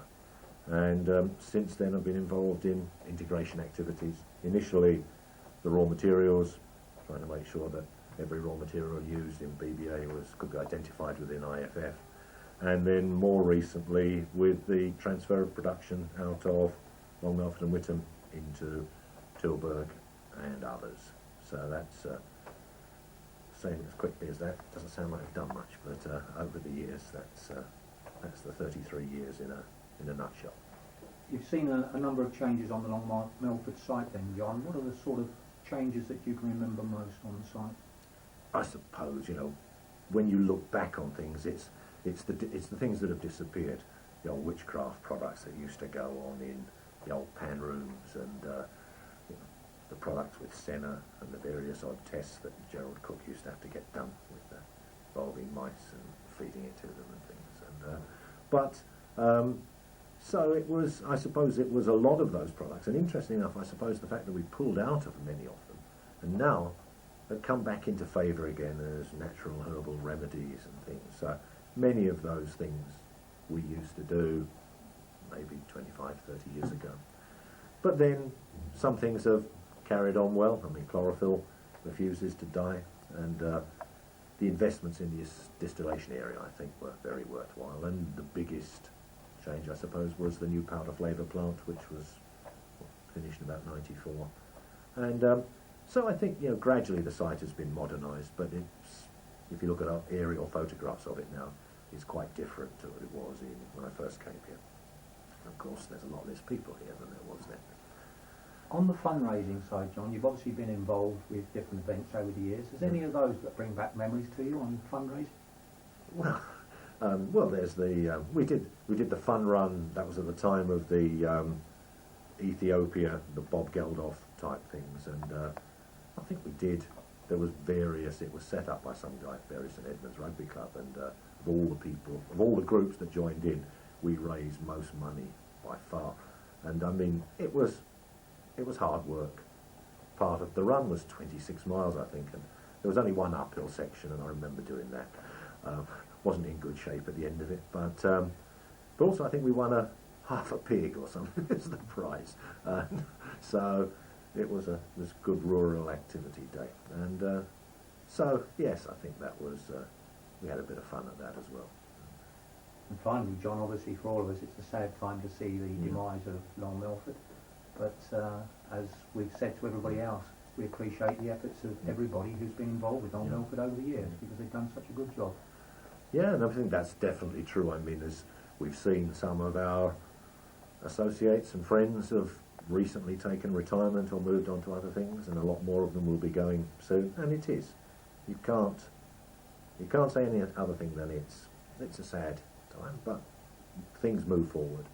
But I think we can all look back and say, you know, the people here have done a great job. We didn't always get as much capital investment and modernisation as we needed, but you know, come sun or shine or rain or hail or snow, the people here have always done a good job, got the goods out, and kept the customers happy. So it's been a privilege and a pleasure to work here, and I shall miss it. Thank you very much indeed, John. That's appreciated.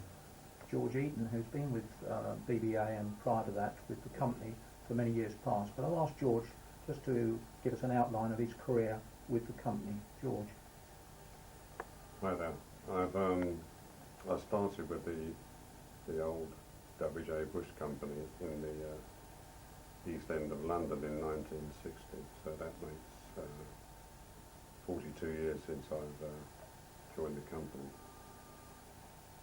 And during that time I've worked at the old Asgrove site in London, of course, Walthamstow, and latterly and currently Long Melford.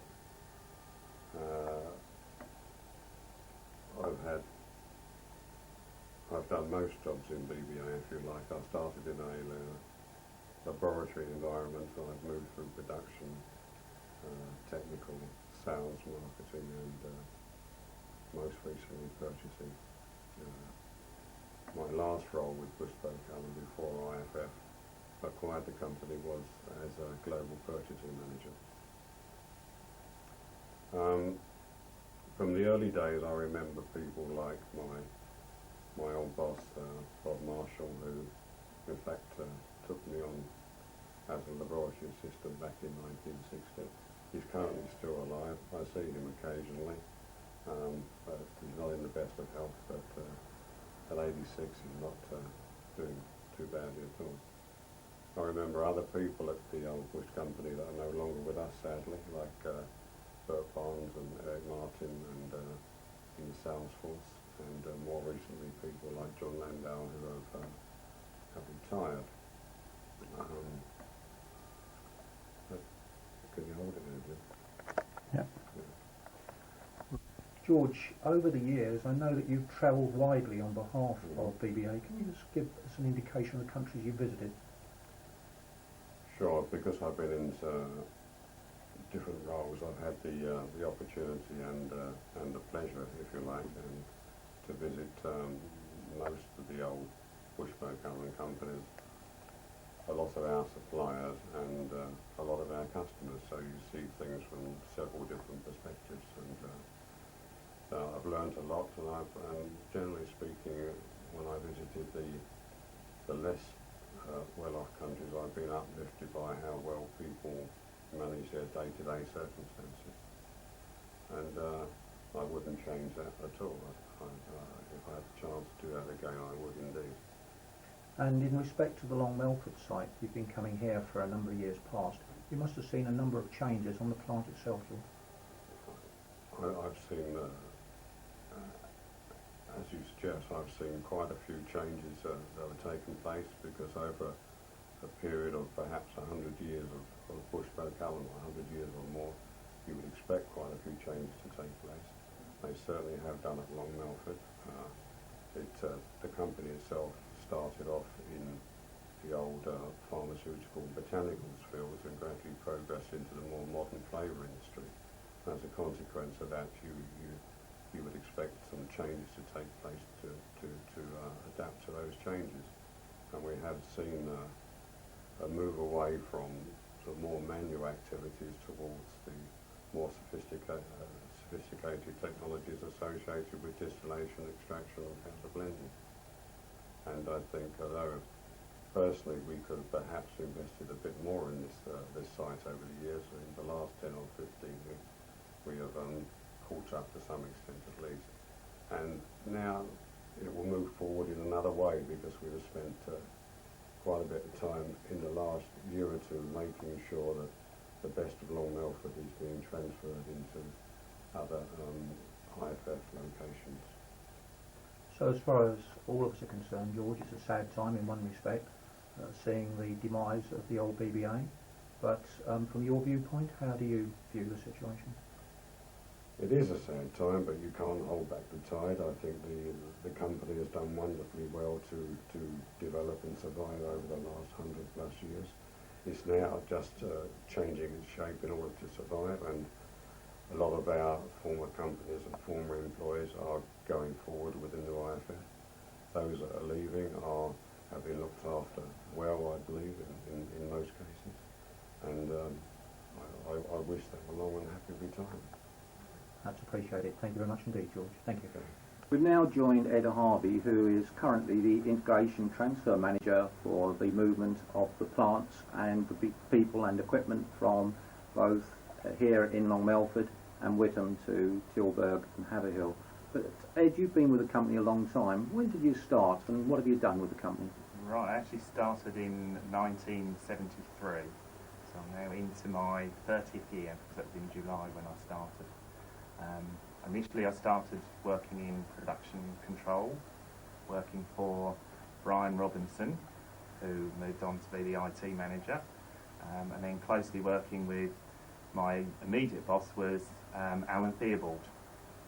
So I worked with him for several years before moving into with Arthur Woodgate. So I worked for him for a while, about 2 years, doing plant and process working instructions, and then moved on to quality control and quality assurance working for Richard Mountstephen. So I was with him for 6 years, based predominantly out in the factory. So I had an office in the W store building, and during that period, as well as working on the site, I was also working on the social club side with Jim. I was social club secretary for about 4 years. So we used to organise children's parties, outings and functions for other members of staff. And then I transferred in 1988 to Walthamstow as a product marketing assistant, working for George Eaton, who was then currently the marketing manager. And I worked for him for 4 years, before then moving on to work for John Landau as marketing executive for the then meat, fish and poultry group, and then progressed on from there to work for a lady called Claire Salas for a couple of years. And by this time I then moved back to Long Melford. So I was in Walthamstow for 7-8 years, and then I moved back to Long Melford and had an office based here. There's been lots of changes within the function and the marketing groups, and then I moved on to working for Mike for a while. So I was working for him for a little short period before working for customer services, then moved back into marketing again, and I've stayed there ever since. Various bosses in between time, in a short period, before the integration with IFF. So going back, Ed, I understand that you in fact came to the company before you formally joined the company. What were you doing at that point in time? Yeah, I was actually here for a 3-4 month period between school and college, and I applied for a part-time summer role, which was very enlightening because I came here initially and I worked with David Osborne, working on delivering post and parcels, which was very interesting because at that particular time there were lots of young ladies working on the site, so there was more interest in various departments where I had to deliver post more often than I did in other areas. But then after a short while they employed a full-time person, which I believe was Adrian Cranfield, to do that role. So then for my sins they moved me into the printing department, where I worked for 2 months, I believe, with Jim. They looked after you well in there, did they? They certainly did, yes. They used to make me make the coffee and send me on fool's errands for things that didn't exist, and pin notices on my back, so I walk around the factory with various notices on my back saying different bits and pieces, like pull my ears or pull my hair, and which I didn't know were on there. But yeah, it was a good time. I really enjoyed it.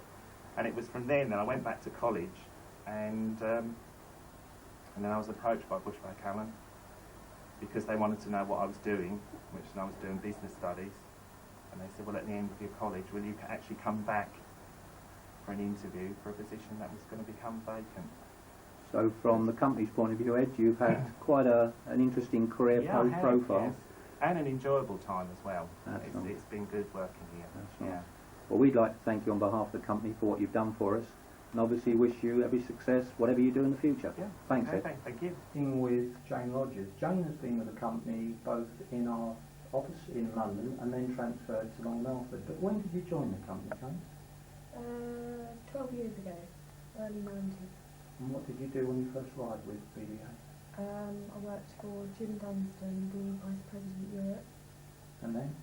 And then I moved up here to Long Melford and I worked for Barry Sinnott and Mike Jackson and John Donnelly and General Site Administration. Over the years, particularly from when you transferred from London, you've obviously seen changes happening in the business. What are the sort of things that come foremost to your mind in changes that you've seen? In numbers of people, many less people, and not so busy generally. Can't think of anything else. Fine. Now, in respect to the past employees, you've obviously been involved with the arrangements we've made over the years. When we first worked together, you helped set up the first past employees' lunch or afternoon teas down in the canteen.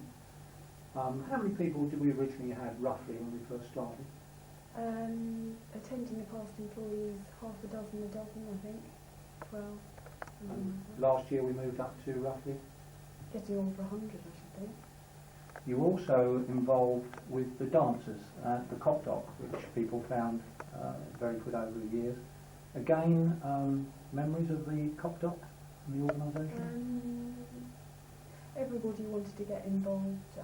We all wanted to have a good time and enjoy ourselves. And as the years went on, more and more people seemed to want to come along. Now, the latest thing that obviously you've been involved with is helping prepare the auction, because obviously we're closing the factory. And how did you find that worked out, getting the auction ready? Yeah, I enjoyed it because it was very different to the sort of normal day-to-day responsibilities that I have. So, yeah, I enjoyed the contact with people that I hadn't had a lot of contact with before. In fact, you do find nowadays a number of the past employees do contact you because of the letters you send out and also the arrangements you make for them. In the recent past, have you had many contacting you? Recently, yes, wanting to know the sort of things that we might be doing in the future and what the company's actually going to be doing in the future. And from your own personal point of view, you've obviously worked with different people in the company. What are you looking forward to doing in the future? Have you any plans at this point in time? I haven't got any specific plans, but I hope that whatever I end up doing is going to be as interesting and as enjoyable as the time I've had here. Jane, I think from all of us, we thank you both from BBA company, but also for the past employees and the way you've looked after them since you've been here at Long Melford. Thank you. Thank you. Currently standing in front of all of the equipment that is being decommissioned, and the person responsible specifically for the site closure program is Ian Hill, and Ian is in fact the site process engineering manager, but is responsible for a whole host of engineering aspects on the site. But let me introduce you to Ian. Hi Ian, can you tell us how many years you've actually worked for the company, please? I started in Ash Grove some 37 years ago, W.J. Bush. Around about that time I was part of the divisional engineering department that was formed, BBA was formed. But it wasn't long before I found myself working on projects down on the Long Melford site. The first one was the hop extracts that used to be carried out on the C buildings. Dr. Mitchell was the Stafford Allen R&D manager that was responsible for it, so I had some dealings with him on site. I was then dealing with Gerald Cook, Michael Woodgate, were the main people on that project. So that got me onto the site, but then I rather liked the site and what was on the natural processes as opposed to the chemicals that were on the other sites, and I tried to get my name in front for any other project that was on this site. So the next big project was the onion plant, the onion extract plant. The next big project after the onion extract plant was the Ceramax plant, which is obviously another major project, which I worked alongside John Layer. And you can see we've now removed quite a lot of the plant from the Ceramax plant, which is what I'm standing in front of here. In the course of working for BBA, did you have the opportunity to travel for them at all then, Ian? Yes, I was lucky to go to America, to Australia. I had an onion drying process. I spent some time in BBA India. I was very fortunate to get projects in those three countries. And from the point of view that we're going to be closing the factory at the end of this year, December, as we all know, you're responsible for the programme. But in fact, the number of hours to do the job, to complete it, now that we're in April, how long do you think it will take us to clear the whole of the site here at Long Melford? It will take us right up to the last day of, mid of December. Taking out process plant is really quite a complex business. It's not the same as taking out pots and pans. We've quite a few issues to resolve before we can actually start taking the plant out. And of course some of it's not available until later in the year, so we really will be fully occupied from now on, taking that plant, taking it out, disposing of it. Fine. Well, from the company's point of view, you've obviously given service not only here at Long Melford, but right across the company, so we thank you for that, and wish you very great success in the future for whatever you do. Thank you, Ian. Thank you, Mike. Steve Parry. Steve's been with us for many years past and has been responsible for a number of areas on the site at Long Melford, but I'll let Steve explain to you when he joined the company and the sort of things he's done at the Long Melford site. Steve. Hi, I've been with the company off and on since 1979. Joined as a laboratory technician in 1979, worked in the QA department under the guidance of Pauline Sherman and John Sherman. I managed to get an HNC in chemistry at that point and left and took a degree in food science. I eventually came back as a shift production supervisor in 1989, operating on a 7-day shift pattern, continental shifts, 12-hour shifts, and was responsible for the site out of hours and then into all the production processing in the solvent extraction area, down commonly known as the hops. I moved on from there to become the spice mill supervisor, then on to the onion plant and essential oils distillation area, and then moved into a very interesting area as a technical manager, looking at troubleshooting processes in the factory in 1994. In 1996, I was asked to take over the environmental field of the waste site and the effluent treatment plant, and since then I've radically changed the face of the waste site. The waste site is actually licensed, and through my working on that site, we've actually removed and upgraded the whole system. We've actually restored the site as best we can with no guidance from the council or as a planning permission, and have moved on to level it, clear all the organic waste so that the site is free to go into a closed state, ready to surrender the licence when sufficient risk assessment's been done. And that's it. People that you've worked with over the years, Steve, what are the sort of characters that you bring back to mind when you're thinking about the site and the number of years you've been here? Well, going right back, Paul Lyncham has been a rock the whole way through. She's worked with me, given me guidance and advice. Likewise, my immediate supervisor now, Ian Hill, has been always there to bounce ideas off so that we can get a good quality solution to problems that arise.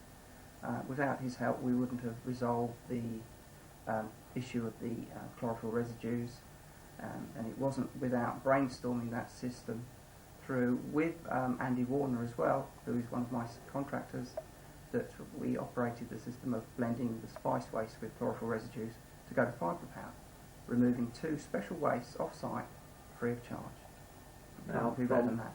the record, Steve, so people know in the future, when you took over that particular area, how many drums of residue did you have, and what was the cost of taking them off by the traditional method?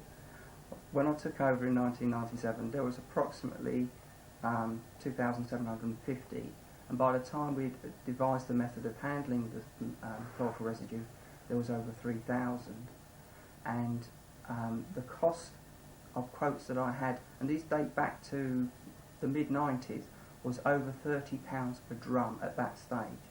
The issue was that even if we went ahead with that, you couldn't have done it because the drums had so corroded that you would have to re-drum them or over-drum them before they went off-site, which would probably have doubled that cost. So huge savings. So it was a massive saving to the company to do that. Steve, the company has appreciated your efforts over the last few years, particularly in the area of waste management, which has been such a good site for many purposes, including the conservation side. We'd like to thank you on behalf of the company for what you've done and wish you every success in whatever future career you follow. Thank you. Okay, well, when I first came here, the North Light was the building in which all the products of the factory ended up to be packed. There was a hive of activity because there was packing belts. There was a lot of young ladies there who were in the packaging area, a lot of characters. I can't remember exactly how many people worked in there, but it has got to be 100 plus. Probably, if you include the girls, the foremen, the service boys, of which I was one, for quite some time, which meant you were at the beck and call of everybody. Including Val? No, I was probably at the beck and call of He's Val. only a month younger than me, so we was little ones together. But it was hard work, labour intensive, and some of the products we handled were quite dangerous, although we didn't know that at the time, of course. What sort of products were quite dangerous then, Richard? Well, things like phenols, formaldehydes, that type of thing, that belladonna, the natural extracts of some of the alkaloid products, Nux vomica digitalis, opium. Opium? Yeah, we actually used to extract opium, aconite, yeah. Well, I can remember Sam Hawkins. When you was a young girl of 15, you did what you was told in those days, and if you were laughing, he used to tap on his window and go, good memory as well. And on the dreaded balsam belt. I mean, you're in the early 20s and you're working with 7 or 8 teenage girls. That should be perhaps the best job. It was actually a nightmare because they had to work hard on there, didn't they? yes, we did, yeah. But they'd get up the tricks to stop working. We'd play as well, wouldn't we? And we used to work with glass bottles, as we said before. There was one particular girl I can remember who used to just throw the bottle up and smash it on the concrete just to stop, because you knew we'd have to stop and clear it up. And I used to put, another thing was the semi-automatic lathe machine. If you popped that label in the glue at the back, it would stop at labour. And that's another trick they used to get up to. Where there were casks, that was another thing we had to practice when we were youngsters, was tapping a cask. Because they had the cask come down filled with 100 gallons or 50 gallons of a liquid extract. And there was an art in tapping a cask, which you had to learn very quickly. The art was to get the tap with a wooden mallet, and knock the cork in nearly so it was into the cask, and then give it one hell of a swipe so the tap went into the cask. And what happened in your younger days, before you'd perfected the technique, you'd hit your finger first, drop the mallet, and the whole lot just comes straight out. Yeah, that's happened on several occasions to me. The bolts would break on the tap. Yeah. If you didn't hit it square, the bolts would break on the tap. Smith and Boxford. They had 2 rows of transport tanks. Instead of moving the tanks there, you went across the top, and all of a sudden you'd give way from right up to his neck. Raspberry syrup, I think it was there. Yeah, I remember many funny experiences on there. The worst thing that could happen at Christmas was the girls had a few too many to drink, because you were still expected to pack the Hills Bolton as on a normal day. And they used to all congregate in the toilet where they used to keep this hoard of alcohol. And they'd start off at 8 o'clock in the morning, and you could see them beginning to deteriorate as the day went on. And there was one particular girl who absolutely insisted on going up the stairs and giving Sam Hawkins a Christmas smacker, and he didn't like that a lot. And he called me up there and he said, boy, you were a boy. If you let her do that once more, you'll be in big trouble. So I said to this girl, I said, you go up there again, we're both going to be in big trouble. But she wouldn't hear me. I said, if you make one more move, I'm going to tie you to the chair. And that's what I duly did. And there she stopped for the rest of the day, tied to the chair. Yeah, we had one guy who was a practical joker extraordinaire. And one of his many exploits was we had this toilet cleaner who was due to retire. So he got his own collecting tin and cut a hole in the top of this huge great tin and placed it on top of the radiator. And obviously it got for Charlie's retirement on it. So Ron, bless his heart, he hammered out these lead seals, which they used to use in the packers to seal up cases. And they were, when you hammered them out, they were about the same size as a coin. And every day, religiously, he'd pop 3 or 4 of these lead seals in this collecting tin. When Charlie went to retire, he could hardly lift it off the radiator.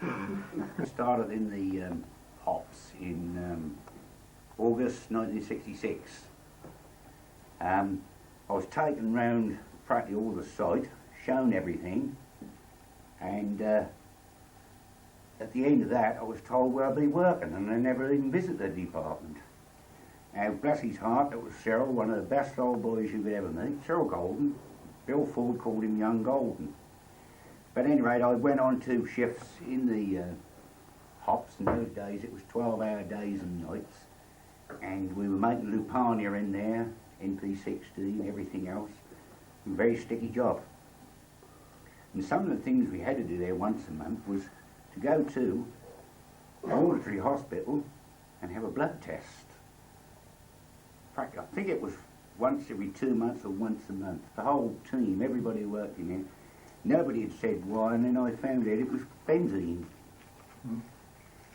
Any rate, after about, I suppose, a couple of years, I then went into Pan Room 1.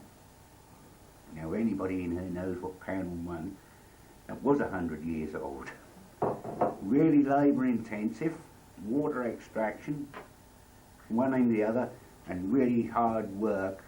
Many a time I've thrown bats out there at 6 o'clock in the morning, 2,500 weight of glicer a time. and you had many, many drugs in there, which were water or aqueous extraction, seaweed, cascara, you name it, UV that was in there. Big brass stills. But one of the funniest things I ever did see in there, some funny characters, steamed water, and funny noises all over the place. Nux vomica was done in the other side, but two little things stuck out in my mind, with working briefly in there. One was an old brass open pan in the corner, and we used to empty Australian honey in there, 700 weight a time. So my job was bring it to the boil and keep skimming the scum off the top. Eventually, J. Belden would bring skrills down, that would be mixed into it, and I don't really know what the end product was. It went off to J. Belden somewhere. But during doing this, it was high summer, and I suddenly found myself with a million bees and wasps flying around there. And I got stung a couple of times, and then my manager, another dear old boy Gerald, cook, came in there. He said, "You mustn't fight him, you mustn't fight him." And I'd got a big brass flat skimmer in my hand. "Just carry on, do your job." I said, "Well, I've been stung twice." He hadn't got the words out of his mouth, he got stung right over the bloody nose.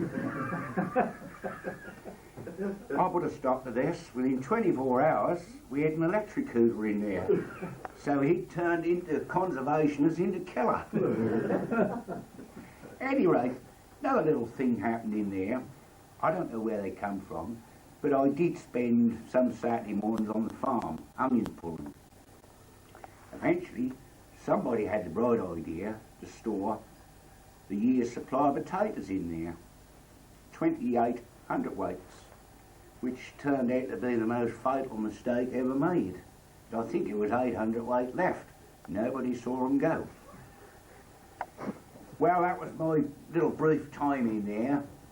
I had a spell in the extraction house, lovely old place, VOR, and then, I believe it was 1970, I was working in the Burke dryer. You know, people know what the Burke dryer was. You sold off the residues which the grass had been extracted from, so you were left with dry grass. And it was a very hot afternoon, I think it was 1970, but I thought, well, I've had enough of this, I'm going to have a cup of tea. I got my finger, and there was a big furnace blower in there. You had one to fire up, one to shut down. So I was covered in dust, so I thought, yeah, I'm going to have a fag and a cup of tea. I put my finger to the button, and there was the most terrific explosion anybody could hear.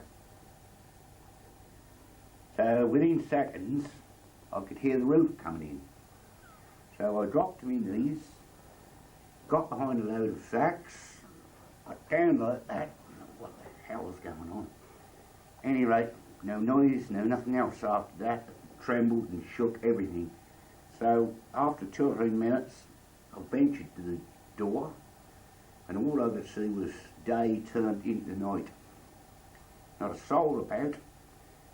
Within seconds, I discovered the pan room had blown up. Our BPC plant. I don't know the cause, peroxide and benzene, something got mixed. But at any rate, I ventured up there, there wasn't a soul there. It had all been evacuated within 3 minutes, but it turned out nobody knew I was in the Burke dryer. Well, if they did, they'd run like hell. Everybody had gone. And the next thing I saw was Saggy Jack running down the yard and straight into the toilets. He'd obviously got wind of it. If anybody didn't know, it was poor old Jack Haywood. That was that incident. We then moved on, I think, into the chlorophyll. And I was Mr. Green in there all the while. And I had a couple of years in there as an operator. Moved off of there onto my present position, well, truck driver extraordinaire and over the package warehouse. But little things stuck in my mind for years over there was the one thing nobody's mentioned, but the security. And in those days, when I first arrived there, it was a tiny little hut. This place was famous for nooks and crannies and doorways and little tiny huts. And I thought, somebody said security. I haven't seen any security. Then I did spot it. It was poor old Harold Newman, and it was going back 70, 80 years, with a little lamp hanging on a pole and peering out this little hut. Then they moved up market a bit. And Sid Baldry had a dormobile over there with a 3-bar fire in the back of it. So they had extended. On the recreational side, there was a little poaching going on. And that came from Pan Room 2. Neville kept a 410 in there, so he had 1 or 2 pheasants out along the river. Val's father, Val Hastie's father, he was the head plucker and gutter. There was one incident while I was down here that I could never get out of my mind, and it was the boiler house operator. On this occasion, working from the still room, grinding onions. And I walked across the yard about 2 o'clock in the morning, and the boiler house operator walked towards me. He said, "I've just seen something very, very strange." I said, "Well, I haven't." He said, "Well, does somebody look through that window with myxomatosis?" I said, "No, it can't be." He said, "It is." Well, what it turned out to be was Jack Beals had caught hot poisoning. Very few people did. But he had. He was the one it affected, so he shut his eyes, swelled up round his head, and the other thing would do that, I don't know if Richard Morris or anybody else can remember it, was pyrethrum. If you were fair-skinned, you probably got it. And pyrethrum burned a beautiful flower, and the product from there was actually a fly killer, mostly to the eastern states, or anyone who used this type of thing. But he had caught a dose of this hot poison, and if it laid into you, he was the only one I remember. But if you'd seen a rabbit with myxomatosis, that was him.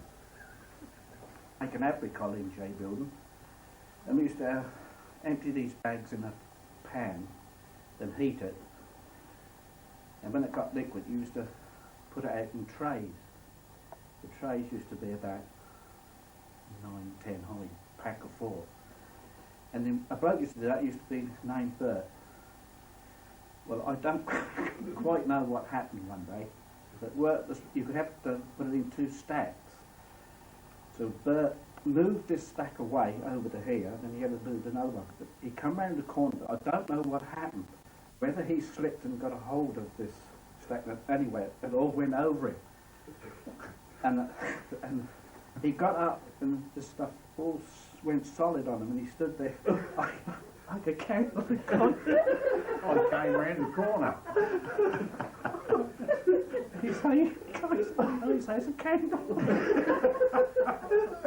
Yeah, going back to this Bert, at Christmas time they used to have a little desk at the top end of J building, and they had all some homemade drink on there and everything.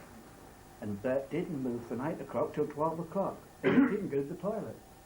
And when he did time to get up, he just got up and he clapped.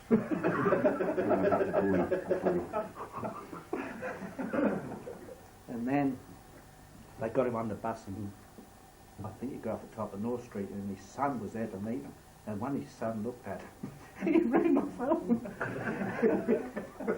When he come back after Christmas, he put his notice in, so I think, I don't think you better work with that lot anymore.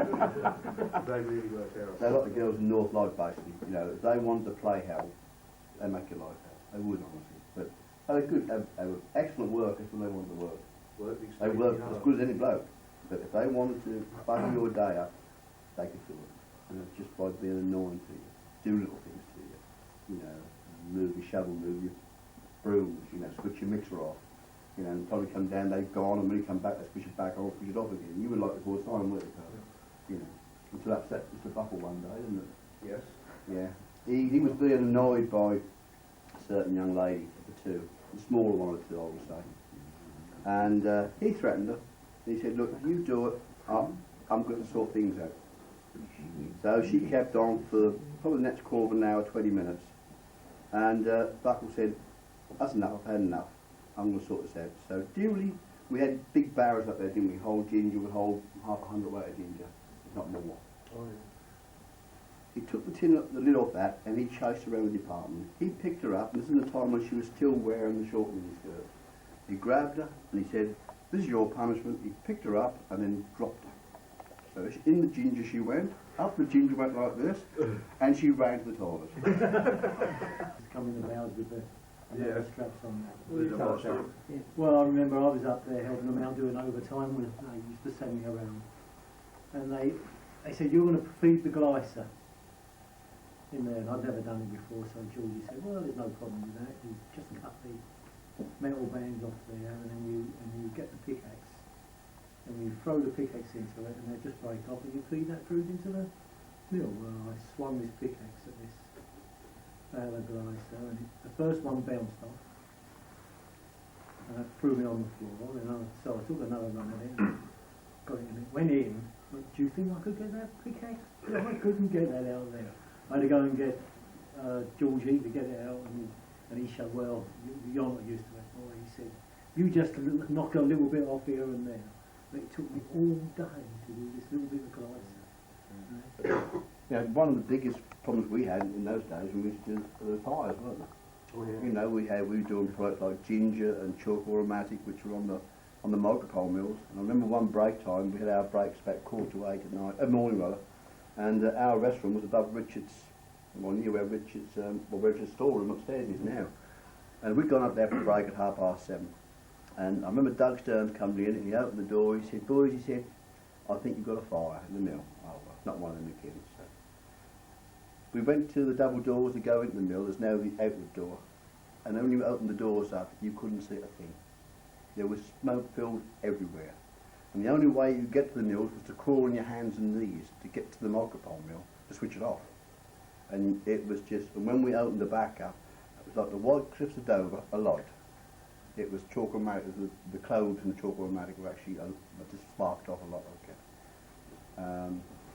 But it was just one of the hazards we had, but you just got on the job. It was just part of it every day, you know. You know, we could be working upstairs in the old part of the mill, in the pre-breaking area, you just go, hello, fire downstairs, and you just shout the guys downstairs in the micropole, you got fire. You got on and you dealt with it. You just dealt with it. Some of you might have already heard this. Fucking it's me. Owe to their charge hand to turn up at 6 each day. No one knows just what he does to earn his overtime pay. Wearing his gloves and his little hat, we never hear him moan. That's not surprising really, because he's always on the phone. I'm playing squash tonight, lads. That's one of his favourite capers. When it comes to Thursday, free press day, we can't find him in the papers. But Friday is the day, it seems, he really goes to town. This must be made and filled today, he shouts, waving papers around. The peppers failed, John Foster's ill, the fitters are on strike, I've got nobody left to turn to. Here comes the supervisor on his bike. I'll just nip off, I'll be back soon, he quips, striding for the door. Don't go, Mr. Lampwick, because you're going to wash the floor. His little feet have never moved so quickly all the week. Shan't be long now, be back soon, just got to see Jim meet. And off he goes, we know not where, contented in the fact that once again we've fell for his elaborate little act. Another week's gone by, but one of these fine days we'll catch the elusive Mr. Lampwick, teach him the error of his ways, to turn over a new leaf and help us wash the floors. The solution's written here right now. Bolt all the bloody doors. Drinks, yeah. And we get all the sausage rolls in the hot cupboard and the cakes that the girls will bring in and everything. So yeah, it's like Val was saying about the drinks from the North Light girls. They found out where the drinks were and they would visit the department. Yeah. And they'd come round to the canteen girls were the same. Yeah. They'd come round and they'd visit here, then they'd go to the mill. And our little mill restroom was basically behind the mill itself, a little green shed. And in there there'd be a compote that hard. 50 kilo combo, and that would be full of bowls, and they would help themselves. The engineers would come up there. In fact, Mum did it today. We had to help an engineer back to his car, and he drove into the bridge duty later on. But it all went on, but it was all real harmless fun, wasn't it? No one got any hurt. The first aid competition, when we was part of Albright Wilson insisted that we take part in first aid competitions. And we'd gone to Albury on a particular Saturday to take part in the first aid competition. The only trophy that we actually came back that day was one for what they called the singles competition, and that was the first aider working on his own. And we didn't really have a lot of competition because Bob Webb was the only person who entered it, nobody else did, so Bob Webb really won the trophy. But George Burnett saw it as an occasion to celebrate, so we had the whole first aid team in his office on the Monday morning, threw open the doors of his drinks cabinet. So it was all down there, choosing whatever we wanted prior to starting work, you know. Very nice, Sharon. Oh, very nice. he was very nice when he done things like that, yeah. Well, Do you remember that one incident that always sticks in my mind as being so funny is when we had that bridge repaired. Yeah. Oh, alpacas. Yeah, and this person who was in the fitters, he had a Reliant, 3-wheel Reliant. Delboy. Yeah, like Delboy, yeah. And when they repaired the bridge, what they did, obviously they took the tarmac off the bridge and they just put these 2 tracks, you see. Well, of course, not thinking, this poor chap went across it on his 3-wheeler, but there was no track for the wheel in the middle. And there it swung on it. One of the funniest stories that are relating to the cricket side of it was when we were under Albright and Wilson. They ran a national competition, and that competition featured to like Whitehaven, Liverpool sites, Portishead were in it, Walthamstow, Witham, Long Melford, and that. And you were put into a competition and you were drawn a hat, and we got drawn against I think it was Ann Street or Dan's Road from Liverpool. And went to Ken Arnold and said, look, Ken, we've got this fixture, you know, you better go, he said, you know, we better go. He said, how are you going to go up there? Well, the minibus would only hold, I think, 8 or 9 people, so we've got to second somebody to take their car. So we talked nicely to Mr. Webb to take their car and who could go with him for the ride. Mr. Buckle was selected to go with Mr. Webb for the ride. So Jim and myself proceeded to get this minivan from a car hire company in Sudbury. And the guy said to me, he said, well, here's the van. He said, your AA number's behind the lid there if you want it. So I thought, this is a good start now. We just got the van and tell where the AA number is because it'll break down. So we go around, we pick all the guys up and off we head. So we just go on the outskirts of Cambridge. I think Jim was driving at the time. You get most of the dots in the middle of the road. You go lump, lump, lump. Poor old Nicky Stubble sat in the back. We go along. And suddenly we come to a halt. The clutch cable broke. So we've got 30 miles up the road. We've got to go the next 230 miles that night. So Jim and myself get the car, a van, and we walk back to this phone, which must be a mile and a half away, and phone the AA up. And the girl said, where you going? Where? And said, we've got Liverpool, we're stuck here. And she burst out laughing on the phone and said what happened. And anyway, they came out, and about 9 o'clock at night we arrived in Liverpool.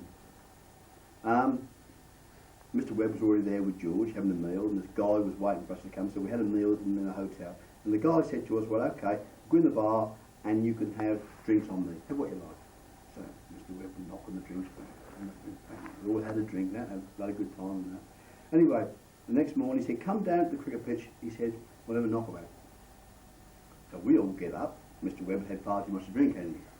So he was late getting up. We'd gone down to the cricket pitch, Jim and myself and all the rest of the guys and that, had our knockabout. We were going back to the hotel as he was now going down to the cricket pitch.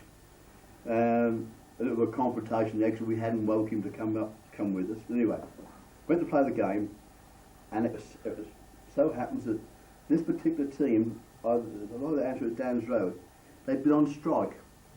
They'd just gone back to work. So most of the cricketers weren't playing for them. So we got them out for 26 runs, and we duly got the score off and beat them. So this guy came to me, he said, we've got a crown bowl screen here. So I said, oh yeah, what's that? He said, well, you bowl the ball any direction you like. So I said, okay. I said, we've got the Suffolk champion play for us. He said, have you? I said, oh yeah. I said, look at the blazer. He got his blazer on. Mr. Webber got his blazer on. I thought, it's Suffolk champion. So we went out to this. I hear you're very good at bowls. He said, oh yes. It was like playing me at bowls. Well, he didn't see where the bloke come from because this bloke was, hadn't got a clue. You know, Peter didn't know how to play crown bowls. He just played ordinary bowls. But this guy wiped the floor off him, you know, and poor old Peter's face. He said, you set me up, didn't you? I said, no, I didn't set you up. I said, you told me you're a good bowls player. A good bowls player will play anywhere. I said, we just go over hills and humps. I said, so the point is that, you know, but one of these guys who, I remember, we used to be paid out from a little shed over the road there with a shutter on a Friday afternoon. And we got probably 5 goldsmiths butters all steaming up there waiting to get away, and we got 250 people trying to be paid out at the same time. And soon as you weren't allowed to go for your department until right on the dot, and people would run around the work. Yeah, we clocked out, and then had to run to get in the queue. And all he'd say is number, and he said, thank you. Okay. And the first week you went there, and you just said, who are you? And you told him who you were. And the next week he would know your name. He was one of the person who didn't forget a person's name at all. It was a wonderful memory. And one particular bloke I remember who got to the clock probably right on the dot, and he suddenly couldn't find his pay packet. He made him wait right to the arse because he knew he'd left his department before 5 o'clock. So he said, no, I can't find yours, stand back, please, stand back. If you didn't know your number, go to the back. Because he wanted to get them through like that, until you actually knew the number, and then he would give you money. You know. But it was that regimen. But it was the respect I think people had. They're from London, and moved to Cornwall, no problem there. And I said, well, how'd you get down to town then? I said, he said, there's bus service, you can catch a bus service from the Great Cornwall, I'll get in the subway, yeah, it'll be easy for you. So I went home. Next Monday I came in and they said, well, did you catch the bus all right then? I waited there for about 2 hours. No buses at all. They said, there must have been, they come every half hour. I said, no. Saw about 4 coaches, but I didn't see any buses. Coming from London, obviously renting a red bus. Tony Allen was a really good man though. He did a lot of things for a lot of people that no one ever knew about. You know, if you were in any financial trouble or you got problems of any description, he would know, and he would get whoever was concerned and he would sort them out for them. He was one of the great characters and one of the great factory owners, I would say, of his time. He provided me with the thrill of a lifetime when he bought his new Aston Martin DB4, because I was on the sole control then, and that was at the time when we had a petrol pump on site, and all the senior managers had their petrol quota. Part of my job was to fill the cars up. So it was a terrible job most of the time because you stood out there in the winter, freezing of cold, you know, and these people would come and they were in their nice warm cars and you were out there and they're sticking 4 gallons, you know. And you suddenly only got 2 to fill it with? Yeah. But the one thrill was when the phone goes and Mr. Ford would say, Tony's going out in his Aston Martin, he wants it filled up, dear boy. And that was great, that was, because you were getting this brand new Aston Martin. He did actually trust you, and you could drive it round to where the you know, the old transformer places. Then take off over that little bridge. What's going on in that area? Well, when I joined Stafford Allen's in those days, it was the start of the Wets department. The person in charge in those days was Sonny Elms, who was now departed, and Ernie Clark was the other charge hand as well. The person over all of us was Mr. Heath from the laboratory. In those days, I mean, we used to do fill out formaldehyde on a graph fill. There used to be hand filling as well, and there was extract filling into pots. Now, one of the favourite things of Mr. Will Ford, who was the foreman of the site, if you was filling an extract and you happened to drop a block on the floor, he would say to you, look at that shilling laying there. And you would look and you couldn't see a shilling. He said that cost a shilling, that piece of extract. And then, I mean, in Northlight built up from the wets. It then went up, so when Walthamstow moved down, we had the whole big wets department. We had a complete extract department, which was under Dad Miller. I was assistant charge hand in there. We had the dries department come along where I was working there, and I was the charge hand. The oils came along, and in the oils we had the pastoral department was another department there as well. And we also filled in the oils Sassarabia, which everyone, like for the coloured people, they used this Sassarabia because they used to make them smell really nicely. That's what we was told. When I first went into the North Side, it was under Sammy Hawkins. He had the little top, you know, the top office with the windows all round. And I mean, if you saw Sam going down the stairs, you knew that either one of the labels wasn't straight. He used to sit up there and he could look down on the belts, and if he could see those bottles going down, and he could see one of those labels that wasn't just, he'd be down there, off, back. Somebody would be reprimanded. We'd have a tap on the window. That's right, yeah. I was working in the dries department, and Alan Fairboard came on the phone to me and he said, I've just heard that the river has broken the bank. So I say, he's saying that's coming into the works. I say, I'll believe that when I see it. So I ran to the front of Northlight entrance, looked up the road and I could see the water coming down.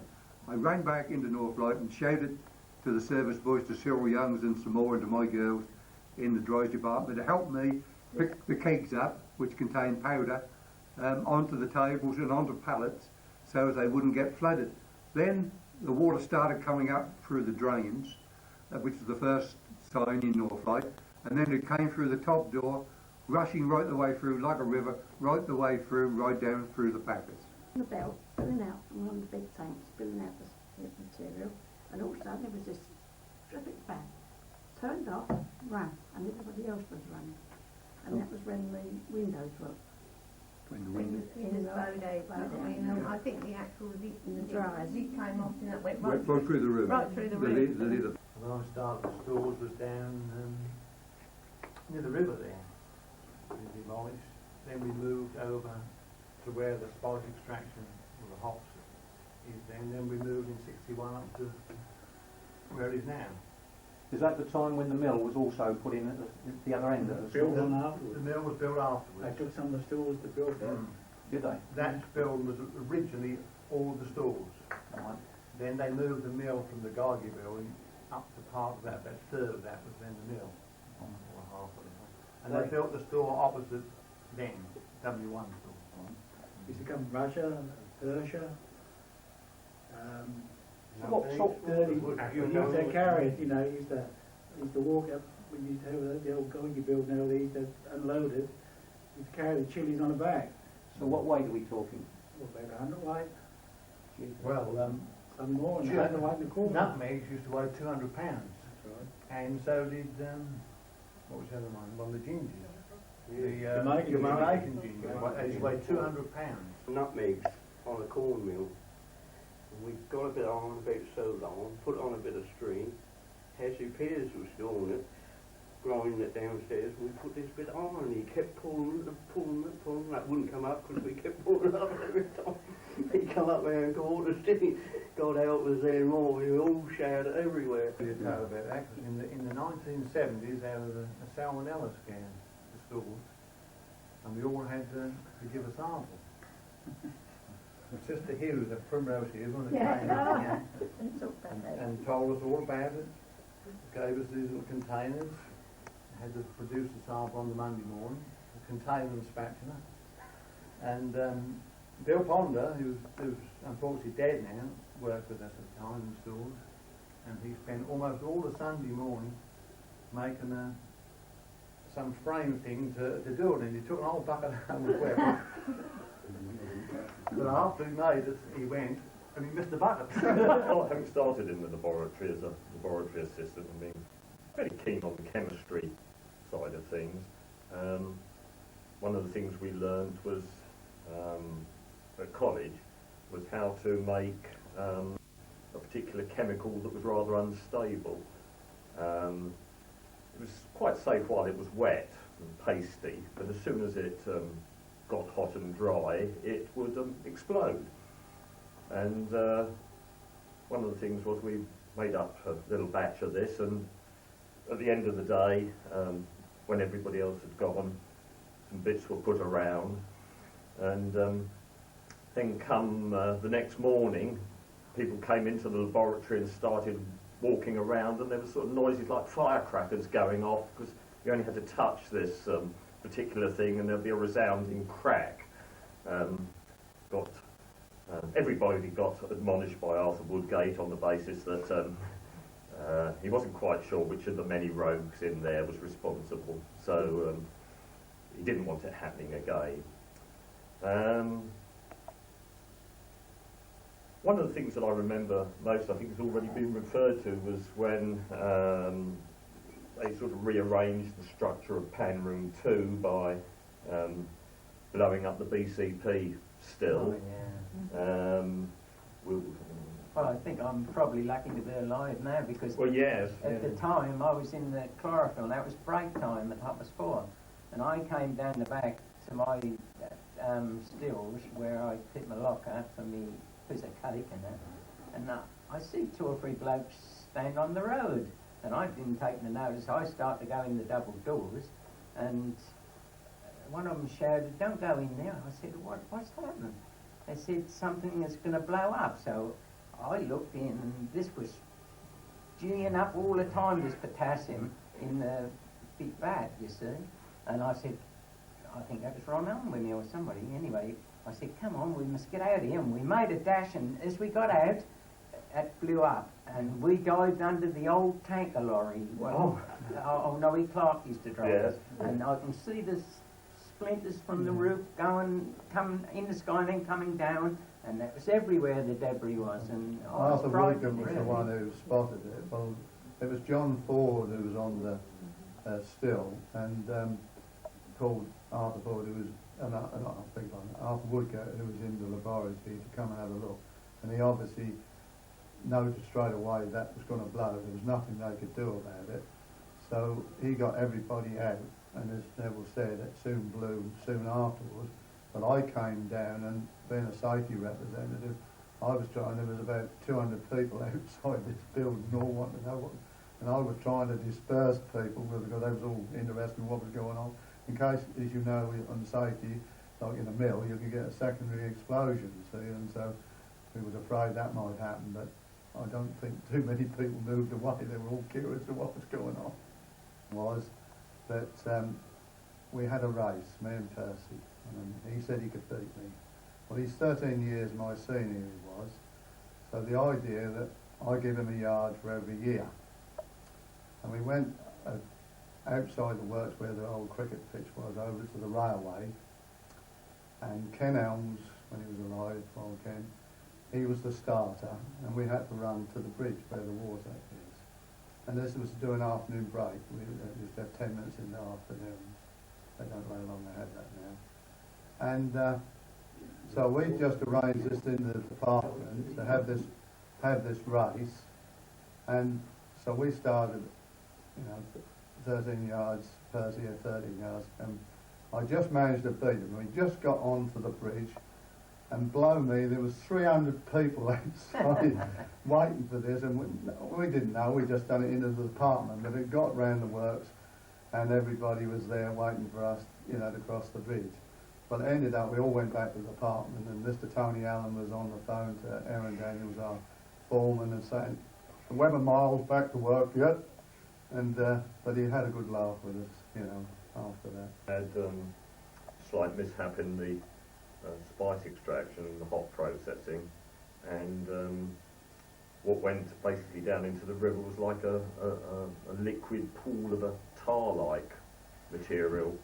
So the straw bales that were normally used to be lining the bottom of the percolators for the filter beds, we grabbed a heap of those and some lengths of rope, and tied them all across the river just below where the canteen is, and then broke up more bales and scattered them all onto the surface. So as the stuff went down on the top of the water, it all got gummed up in the straw, and then I believe this was sort of fairly late on in the evening.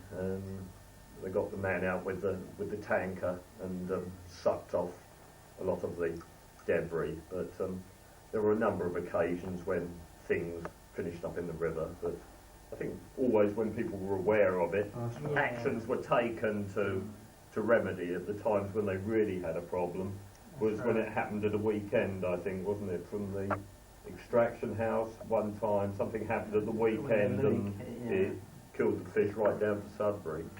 Work, and that was my first job on leaving school. I was actually 14, and I had to work for a few weeks until I became 15. We had the big boss down at Long Melford was Mr. Tony Allen, and I can recall once a week we used to get Mr. Kenneth Allen and Mr. Roger Allen, and they used to come down in this huge black Bentley, really impressive. We used to see that come down the lane, into the factory. Other memories is the wages. On a Friday morning, the big thing was we used to have Felix taxis from Long Melford. I think actually it was Felix's first taxi when Felix first started. It was Mr. Gallinia, Felix Gallinia, and he would come down on a Friday morning at 10 o'clock on the dot, and we used to go into Sudbury, Barclays Bank, and we used to pick up the money in this old leather case, which you had to be careful. If you just let your finger come off the top, all the money fell out.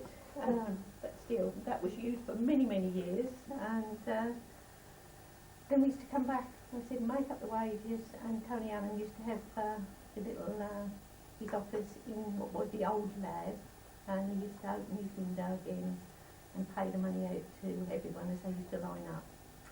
On occasions, in latter years, I had the job of actually paying out once or twice, which was a great honour. Printer and packer, I took over from the lady that retired. Mm-hmm. And that's how I come to work in the printing. Did you just do printing for the Long Melford site or printing for other sites as well? For the other sites as well. And Christmas cards. Christmas cards? You do all of that here as well? I've done that as well. And all the dinner dance tickets. Oh, right. So it wasn't just printing for the factory? No, there's sports events as well. Uh-huh. Oh, that's good. When I first came here, I worked in what was known as the White House. That was the house that stood sort of within the middle of the factory, and the site electrician and his wife, Jack Simpson, lived in the back part of the house, and the front was made into offices. And our office was called Stock Records, and there was also a bonus office in there.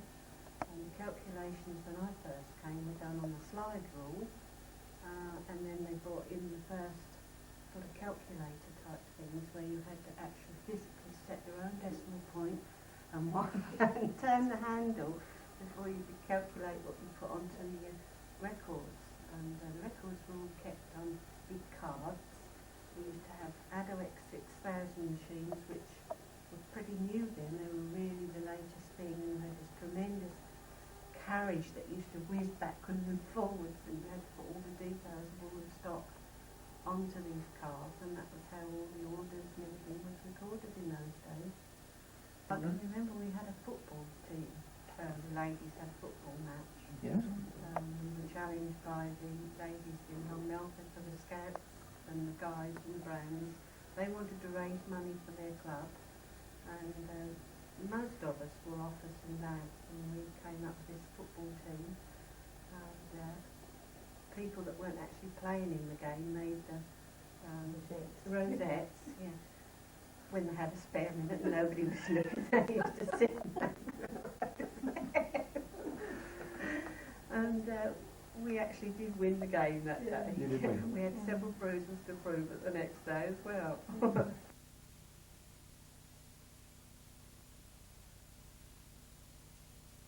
It was a little banner that says presented by the Bush Welfare Fund. Quite a nice little table. Around people like the tabletop, and I offered £2 for this. £2? What do you think, £2? No one interested? Right, thank you.